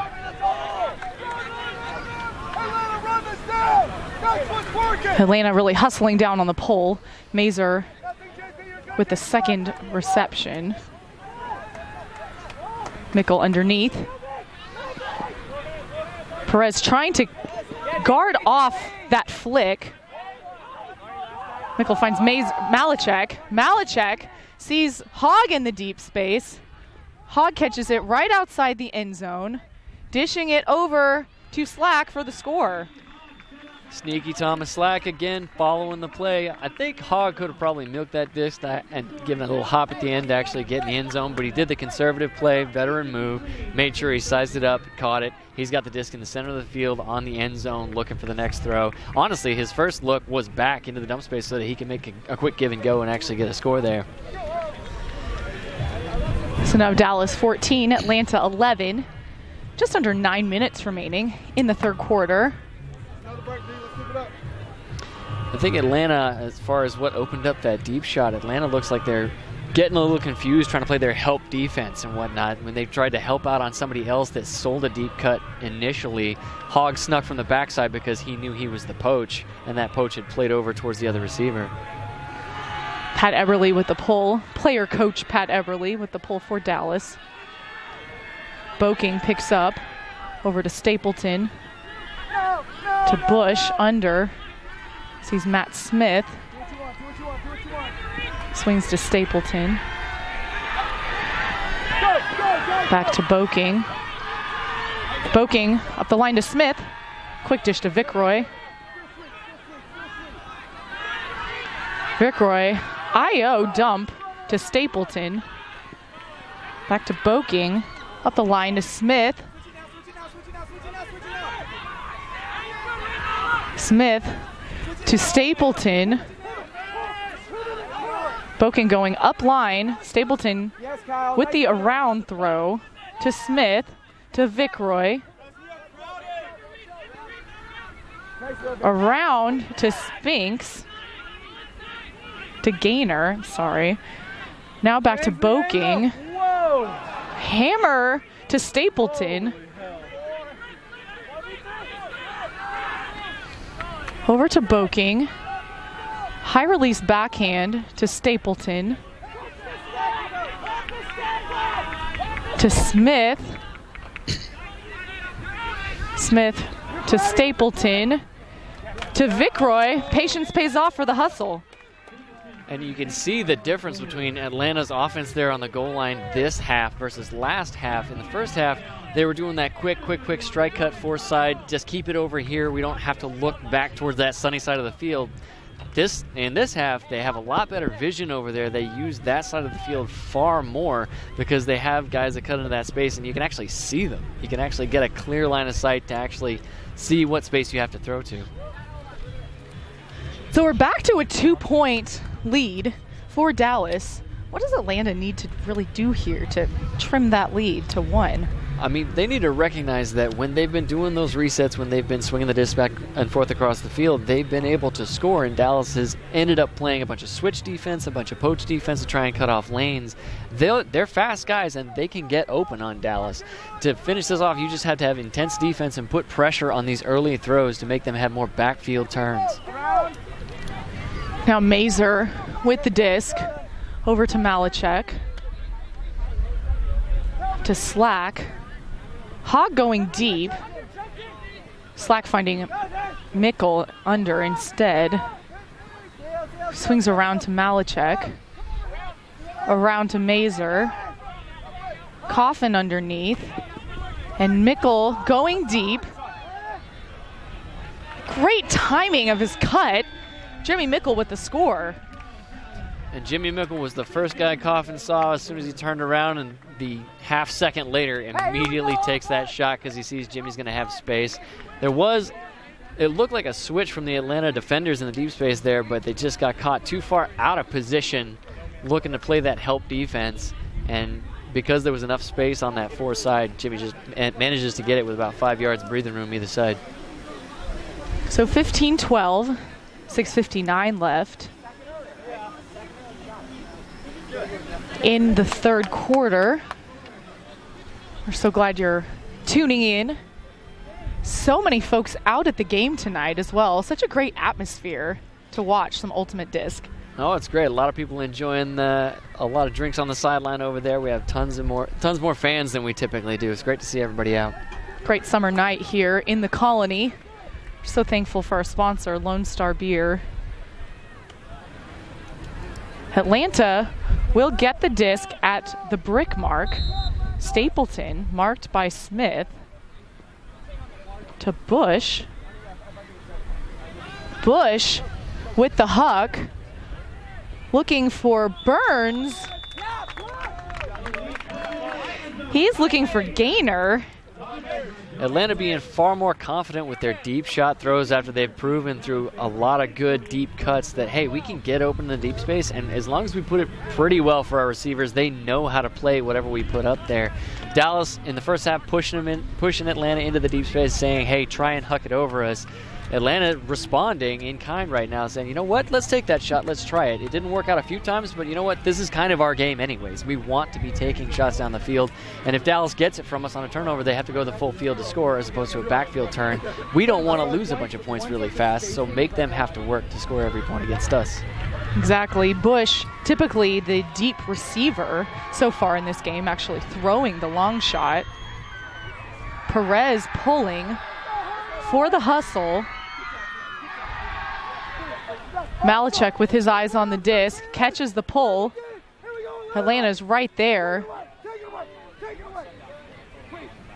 Mickle underneath. Slack going deep. Mickle backhand. Slack with Spinks, 6'7" Spinks. We'll give him that block. Not a good matchup on the height there. That sails overhead, still live. Now falls to the ground. Not that he didn't mean to, but definitely need to catch your D's. Malachek for Dallas. Over to Hogg. Hogg across to Peterson. Peterson to Mazer. Shows the width of the field. 4 passes, still swinging. Peterson hoping he could lay out for that. A little too much on there. Atlanta calls a timeout. And Dallas early in that possession kind of taking advantage of the fact that Atlanta was a little disoriented defensively when Dallas got the disc. They managed to get a few quick passes to just create some kind of flow for their offense. But Dallas getting a little trigger happy in terms of trying to take shots over the top when they have a guy that's streaking deep, not remembering that Atlanta is using these help defenders and looking to help over the top.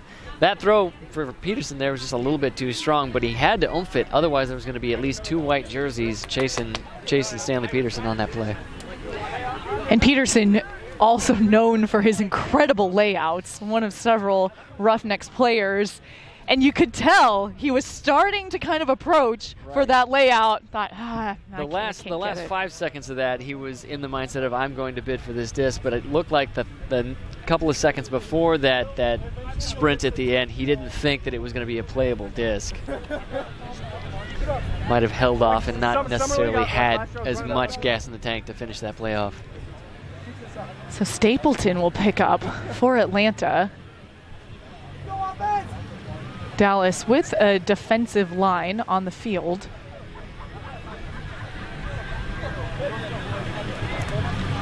Dallas likely looking to put a lot of pressure on these first few throws, knowing that Atlanta has struggled to initiate their offense throughout this game so far.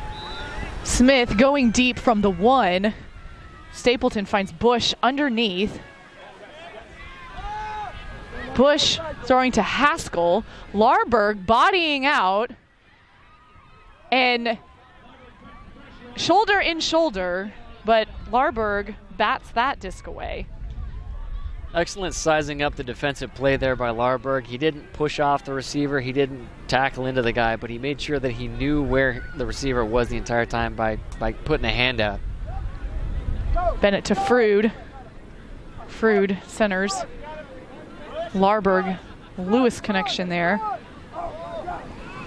That is up. Now Emmons with the disc. Back to Jackson. Jackson over to Bennett. To Emmons. Smith. Smith over to Bennett. Now Smith sizing up. Frood looking for the disc. A lot of traffic on that forced side. Bennett to Frood. Most of the cutters in that area. And a foul called on Atlanta. So Frood will take the disc in the middle of the field. That's a kind of a gift. It's so hard to not foul a guy if you're playing a super tight double team on a guy that pivots as much as Jay Frood. Frood around to Emmons. Emmons with the extension grab for the score. You know, something commendable about that particular line for Dallas. The majority of those players are big defenders, and they were put on for the sake of getting a D-back on that point, but they're mostly receiver-type players. The only guys that would typically play a handler for you would be Bennett, Jackson, or Dalton Smith, and those guys only had maybe 1 or 2 touches until you got right up into the end zone. The receivers were working the disc across the field and throughout the space really well, not even needing resets because they were doing really well at continuing and seeing where the next throw was going to develop. So Dallas 16, Atlanta 13, 4:06 left in the third quarter. Mickle to pull for Dallas.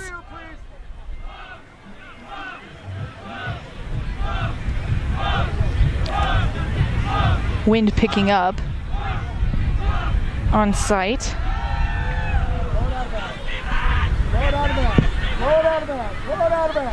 And that pull lands out. The refs will take that disc to the brick mark. Micah Joe, the incoming junior at Georgia Tech, start with the disc for Atlanta. He's double teamed, finds an opening. Now Choi, still with the double team. Back to Joe. Scuber over the top to Olsen. Olsen to Spinks, back to Olsen. To Joe. To Spinks. Now Joe. Vickroy. Layout D from Hernandez. Pass intended for Newman. And Dallas playing one guy over the top, really helping that deep space with all the other defenders trying to cover the unders. Mazer up in the air. Mickle trying to get there. Not really catchable. Atlanta now working full field.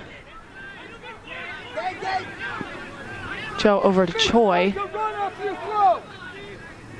To Spinks. To Joe. Newman, diving attempt. It's good. Spinks underneath. Floating in the air. Olsen looking for Mickle, but Mickle with the block. Choi slow to get up. And unfortunate as that contact was, it was not going to be a playable pass for the receiver, so no foul. Dallas now working it up the field. Riggins to Mazer. Bacon going deep. Handler swing around instead. Mickle floating to Hernandez. Vicroy with the interception. Big over and around to Newman. That's a score. Atlanta capitalizing quick on a turnover, looking to see if they can just send somebody deep with a couple of kick-out passes to the sideline to generate a lane. Dallas doing a pretty good job. After they've had their turnovers, they got 2 or 3 generated Ds. You talked about turnovers on a given point.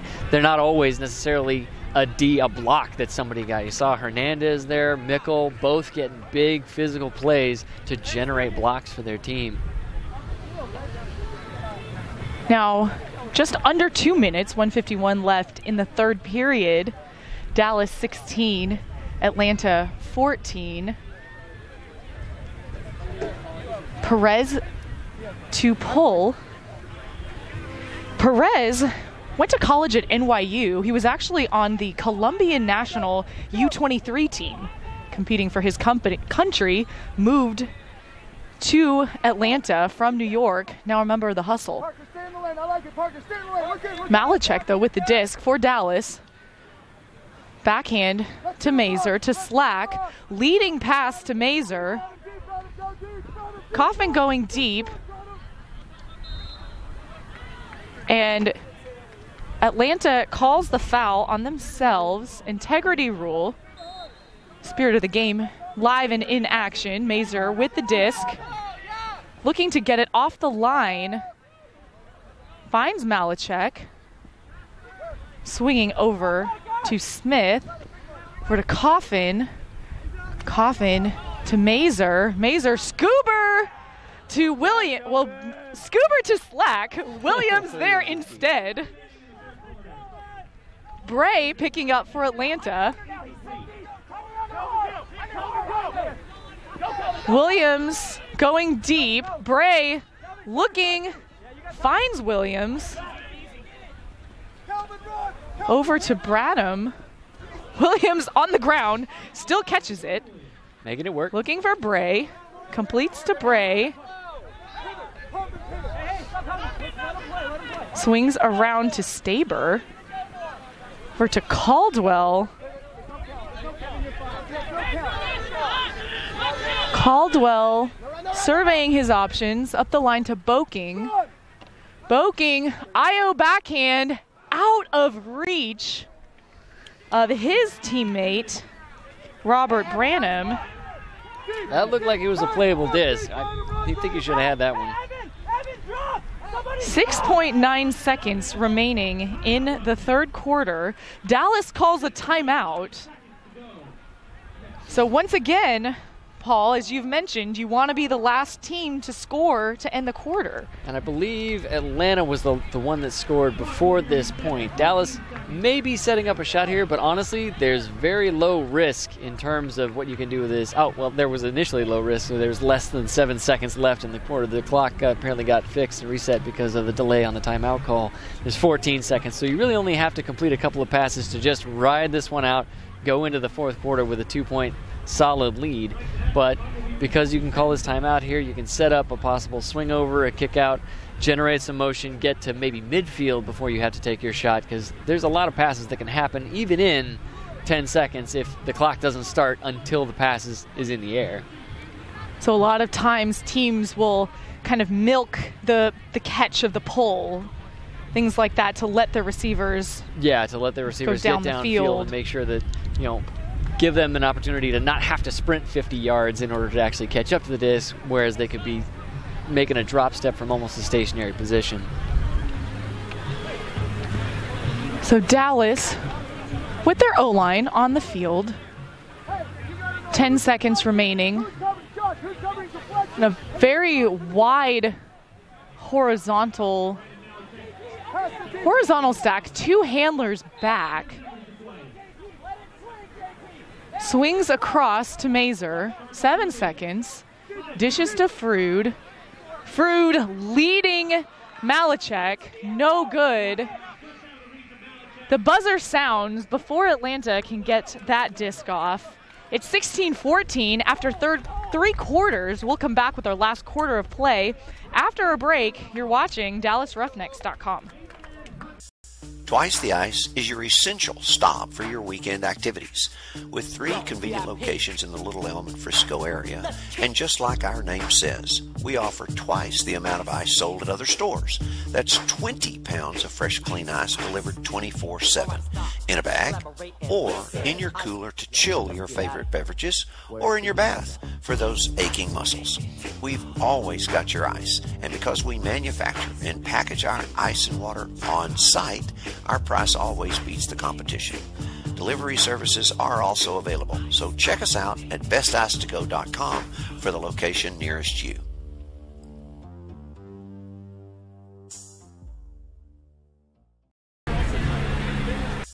Twice the Ice is your essential stop for your weekend activities, with 3 convenient locations in the Little Elm and Frisco area. And just like our name says, we offer twice the amount of ice sold at other stores. That's 20 pounds of fresh, clean ice delivered 24/7 in a bag, or in your cooler to chill your favorite beverages, or in your bath for those aching muscles.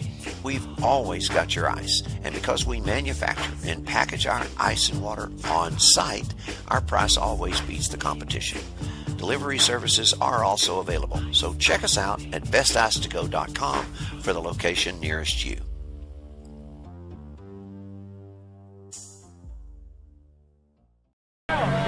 Welcome back to the Colony 5-Star Sports Complex in beautiful The Colony, Texas. I'm Emmy Fitzgerald alongside Paul Burt. We have 1 quarter remaining and an exciting game so far. Atlanta keeping it close, but not quite edging out Dallas for the lead so far.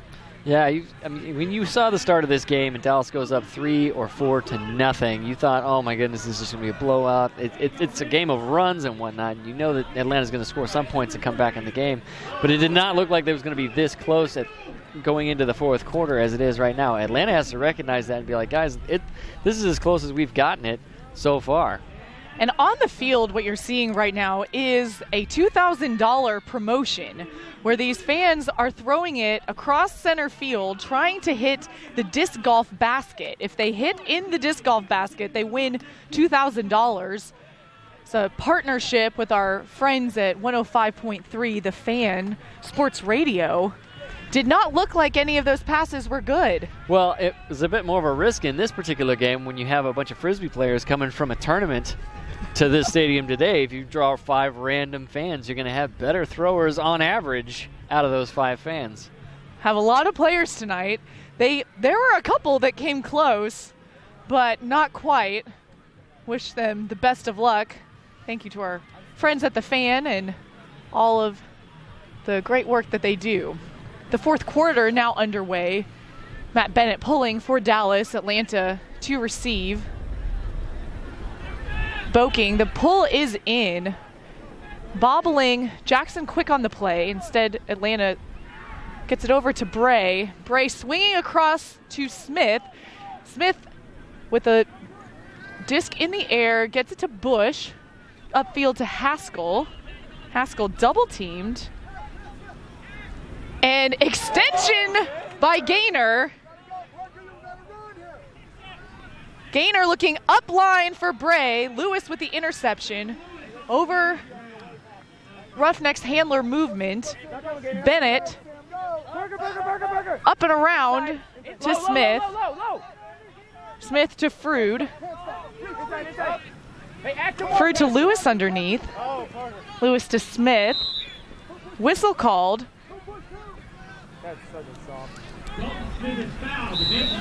Smith will advance 10 yards.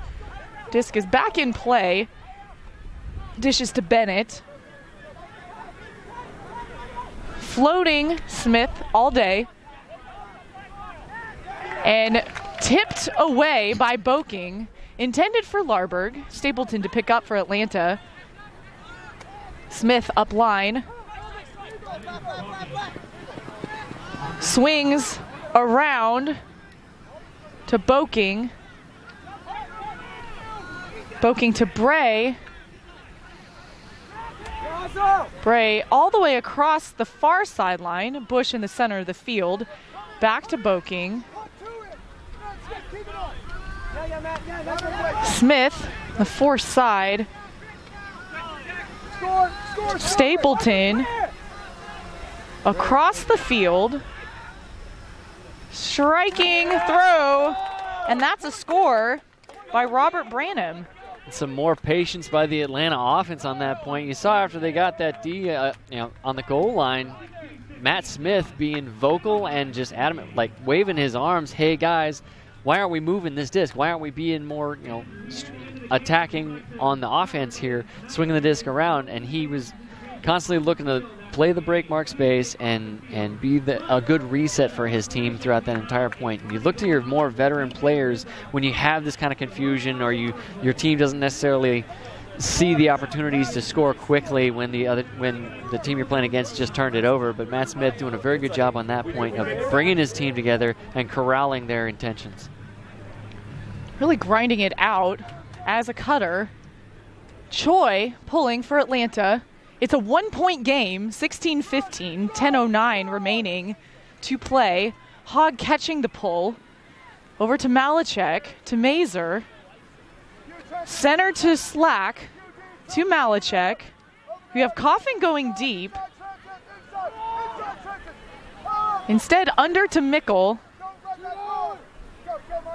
Spinks not letting the flick off, finds Hogg. Malachek back over to Hogg, back to Malachek, across to Mickle. Mazer going into the deep space, Coffin underneath. Slack unguarded, swings over to Mazer. Mazer to Coffin. Coffin to Peterson. And Scuber from Peterson to Malachek. Scuba working out for him sometimes. We've seen Dallas get a little caught up with some of these cheeky throws, these flick blades or Scubers quick on this goal line. Remember, the wind is pushing. When it is blowing, it's pushing from our side of the field to the far side of the field, and a bit of a headwind for Dallas on this particular point. That Scuba could have been caught, but it was executed really well, and, Malachek had the space to catch it, so worked out for him. So it's a 2-point lead. Dallas 17, Atlanta 15. 9:17 remaining. So Dallas will be on defense. Matt Jackson running on his last-minute addition to that D-line. Matt Bennett to pull. Sleeves down. That's uncharacteristic for his pulling structure. structure. Has the sleeves up.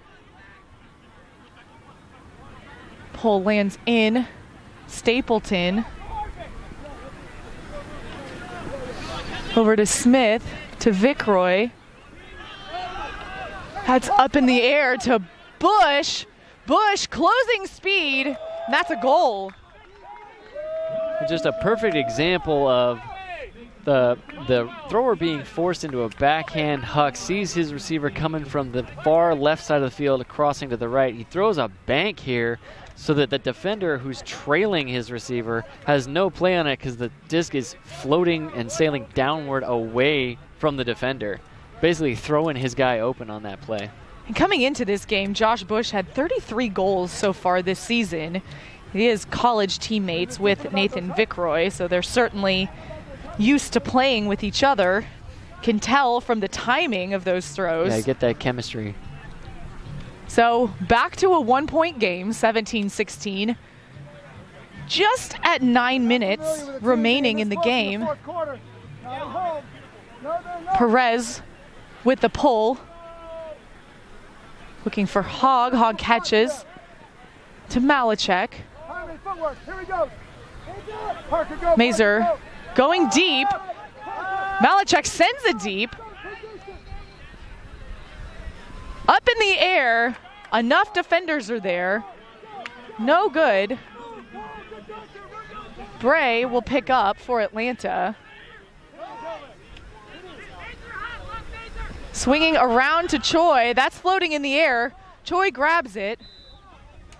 And there is a whistle blown. Foul called on Mazer. Choi will advance 10 yards. Gets it to Bray. Bray, flick huck. Branham, Williams, Coffin. Will it stay in bounds? It will not. You see Atlanta looking to take shots on those turnovers, especially when that reset gave their thrower a bit of a power position, the defender playing off of him. It looks like they are trying to initiate with long shots to get quick scores. Malachek over to Mazer. Atlanta playing pretty tight on their defenders. Dallas has thrown a couple Callahans so far this season. Happen to both be with the Austin Soul. Backhand in the air. Perez with the interception. Backhand. Hogg answers with a layout of his own. Definitely raising the intensity of the defense on both sides so far. Both teams realizing the implications of this point. Atlanta in a position to tie if they can get possession back of the disc. Mazer on the near sideline, underneath to Slack. Mickle underneath. There is a whistle. Timeout Dallas. And an excellent recognition by the Dallas sideline coaching staff over there. If there's chaos on the field, if there's a bunch of just sporadic, like, oh, we're out of position, oh my gosh, did we get that reset, what's going on, oh, we got the D, but we're all out of position, this came into play before we expected it to be.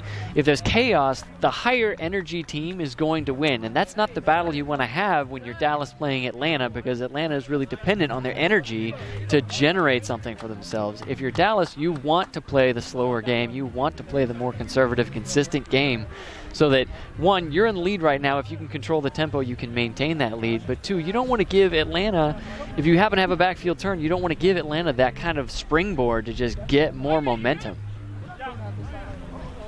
So Atlanta very happy that Dallas called that timeout. It seemed to invigorate their sidelines a little bit. Yes, Atlanta's sideline has been steadily raising the intensity of the game just by being more vocal and more involved in every given play. One of the things that people, don't necessarily recognize if you haven't been part of an Ultimate game before is that the sideline can generate so much pressure on an offense that you're playing against and generate so much defensive intensity just by their sheer volume. So coming back in, Dallas will come back in on offense. Matt Bennett to check in for Dallas. Swings around to Dalton Smith. Over to Frood. Frood to Bennett. Bennett to Slack. To Bennett. Back to Slack. To Bennett. To A&M teammates. To another Aggie, Dalton Smith, for the score. And most notably about the players that were most involved on that point, it was Slack, Smith, and Bennett, all players that have played numerous club seasons together. The substitutions that came on the field during that timeout were players that had played together before. Dallas going with, hey, we need some chemistry between these guys. We've got a lot of great throwers on our O-line. We've got a lot of talent on our O-line. But right now they're struggling. They're not necessarily having a lot of cohesion. They're not necessarily having a lot of flow in their play. But these players that have played together, Bennett, Smith, and Slack, they know each other's moves. They know what they want to do. And as a result, they do quick give and goes and break through Atlanta, who can no longer poach and no longer play off because you have to play way more honest.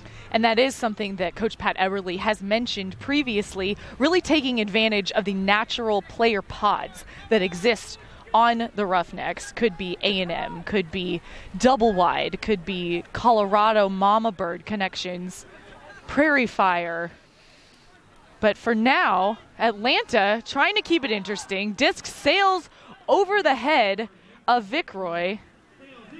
So now Bennett will pick up for Dallas just outside of half field. Over to Smith. Backhand to Frood. Frood to Larberg. Larberg to Bennett. Bennett to Jackson. Quick dish back to Bennett. Over the top. Jackson with the layout grab and kind of an interesting little shimmy there. He's always had some very dance move after the point movements, but Atlanta here getting a little hasty on themselves. They need to realize there is about 6 minutes left in this game. They need to take a little bit of time to make sure they're generating an offense, they're getting open on their cuts, and they're being consistent. When you have all this energy and you're trying to catch up, you're trying to make up a score that you're down by, you think, oh, maybe we have to score in like 5 throws. We have to score in 10 throws. There's plenty of time left in this game for them to get backfield turns, generate quick scores other ways. They got a little caught up taking a hasty shot there and floated over the guy. So now a 3-point lead for Dallas. Coffin pulling. A lot of float. Boric first down on the pull. Staber with the disc for Atlanta. Big around to Spinks. 6'7", tall target. Goes over to Joe. Staber back to Joe. Joe flick in the air, looking for Olsen. And Olsen with the extension grab. Nice. Giving goes. That's a quick score for Atlanta. And back to that Atlanta offense. Shooter's got to shoot to initiate that play, but as soon as he caught it close to the end zone, it's look, dish out and go. Give, go. Force side the entire way. Even with a defender bidding through them, they know they want to catch it there and do a give go to get those last 5 yards. And Anders Olsen, Emory student on the Juice Ultimate team there, was on the U19 Junior Worlds team. And also his brother Christian is on the hustle, not playing tonight, taking stats for the team instead. Always being involved in one way or another. Got a lot of players with a lot of diverse experience with the U23, U19 Worlds teams and whatnot. That big game international experience, you can certainly tell that adds a presence on the field, a confidence builder. Smith, another Junior Worlds player previously. Mazer actually playing Mixed Worlds last summer. And Mikkel playing in the Worlds Games in Poland next month. Peterson with the disc on the far sideline. And I'm not going to name every single player who's played Worlds. I know there will be some people that will say, well, you didn't say that he did, and he did. We know. Mazer around to Mikkel. Up to Slack. Around to Mikkel. Over to Malachek. Swing just out of reach. Williams tips it. Catches his D on the second attempt. Williams getting several Ds for Atlanta tonight. Staber to Perez. Around to Bray. You have Branham in the deep space. He is covered by Slack. Double team on Bray. Out to Staber. Branham underneath. Finds the shot to Burns for the score. And one of those things, playing against this Atlanta offense, you know they're going to either take giant shots or do quick give and goes. And if you run this double team from Dallas, you cut off those big shots for the most part, but you set yourself up to be vulnerable against the give and go if they get that pass through your double team. They got that pass through the double team 3 throws later, so it's all over. So we're back to a 1-point game. Every time there is some kind of lead out of the 1 point. So Dallas got to the 3-point lead. Atlanta says not so fast. However, Dallas hanging on. I mean, yes, Dallas has to play that conservative game and, control their own destiny. Atlanta, every time they start generating for themselves, they get a little hasty on something and they take they take 2 steps forward, but at least 1 step back every time. So they need to make sure that while they maintain their intensity and generate these breaks, they don't get ahead of themselves when they're trying to score quickly. So Smith over to Bennett. A little different look for the O-line now. Bennett in the power position. Around to Smith. Coffin and Mazer underneath. Mickle, Bennett. Bennett on that far sideline. Off of the sideline to Mickle. Big swing around to Mazer. Mazer watches that into his hands. Underneath to Hogg. Hogg around to Smith. Coffin going deep. Dalton Smith goes to Hogg and then Frood. It's a fast score for Dallas. And you see Dallas strategically putting guys on the line that are working well together. Dalton Smith, Matt Bennett, Thomas Slack, those guys that we talked about having that club experience together. Typically, Bennett and Smith, at least, have been on the defensive line. They were on the offensive line that time because, Dallas recognizing these guys have good chemistry. They're getting each other resets.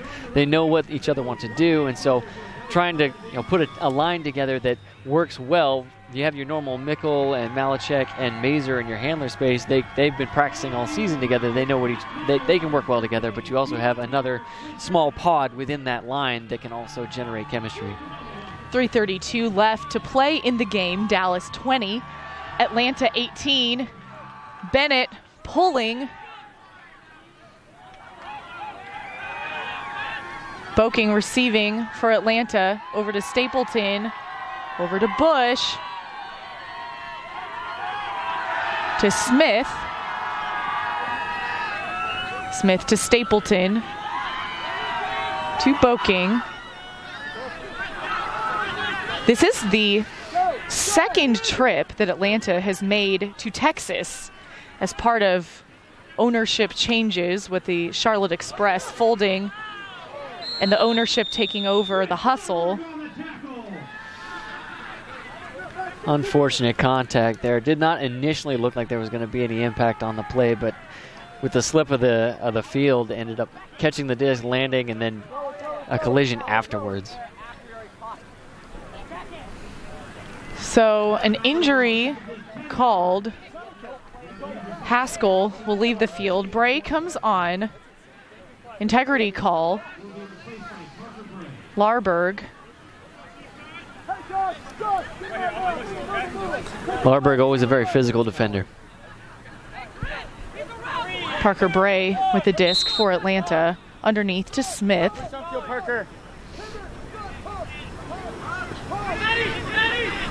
Smith to Vickroy. Vickroy to Stapleton. Across to Smith. Bush! And intended for Bush. Dan Emmons with the layout D. Doing what Dan does. Also a very physical defender, not afraid to put his body on the line. And now healthy. The throw looked a little bit late to Bush, which really gave Emmons that positioning there. But now Peterson swinging around to Bennett. Bennett across to Jackson. Cross to Larberg. Layout attempt. Not quite, though. Bennett back to Larberg. To Bennett. Larberg-Bennett connection. Two players who will be playing Austin double wide in the club season. Both played with Houston Hip last year. Jay Frood. Unguarded. Around to Larberg. And Dallas in the driver's seat right now, able to just run the clock out if they're not being pressured on these resets. Double teamed. Frood finds Jackson. Jackson to Larberg. Dallas playing a bit of keep away like you might see in a baseball game, but Vickroy intercepts it, slaps it on the ground. Another cheeky pass fell short. Vickroy, knowing Atlanta needs to score, puts up a hospital pass. That falls to the ground.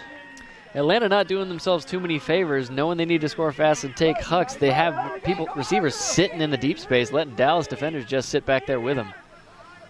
Peterson with the disc. 1 minute remaining in the game. Dallas up by 2. Lewis with the disc.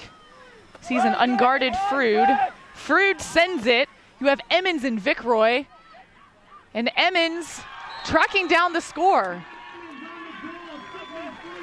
Excellent body position by Emmons, making sure he's going to get to the space and catch the disc with both hands. If Vickroy actually went for that disc, that was a clear line for a foul. So both good awareness from both players, honestly. 43.7 seconds remaining in the game. 21-18 Dallas. Can definitely see the intensity and the sense of urgency on the part of Atlanta in the past few minutes here of play. They've been generating Ds and getting on offense, but once they get on offense, they're not maintaining the mental focus in the midst of the fatigue to set themselves up to have good shots like they have previously. Mickle with the pull. Newman over to Joe. Dallas playing the lanes. Riggins with the bid.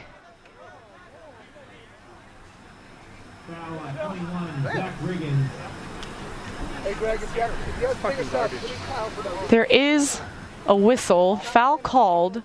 Atlanta player on the ground. Carl Staber slow to get up, walking off the field.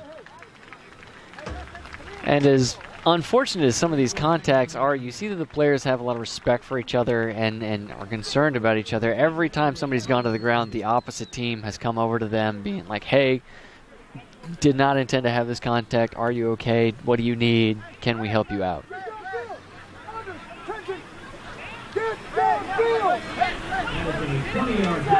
So that is a 20-yard gain due to the nature of the foul.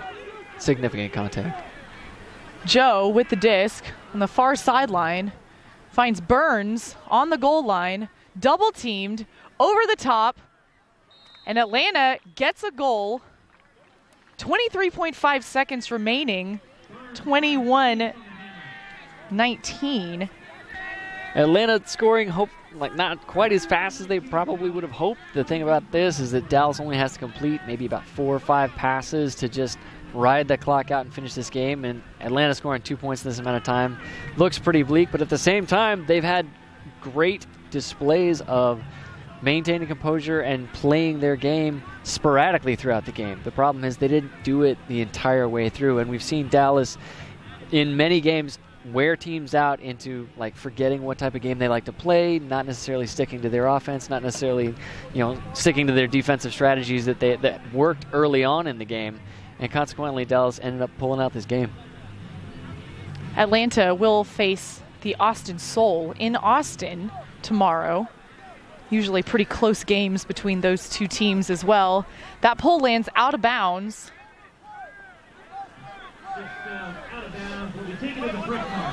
Dallas will take it at the brick mark. Mazer behind the disc.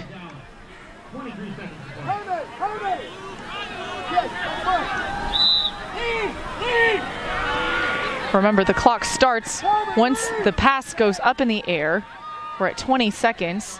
Smith with the disc. It's a 7-second stall. Slack underneath.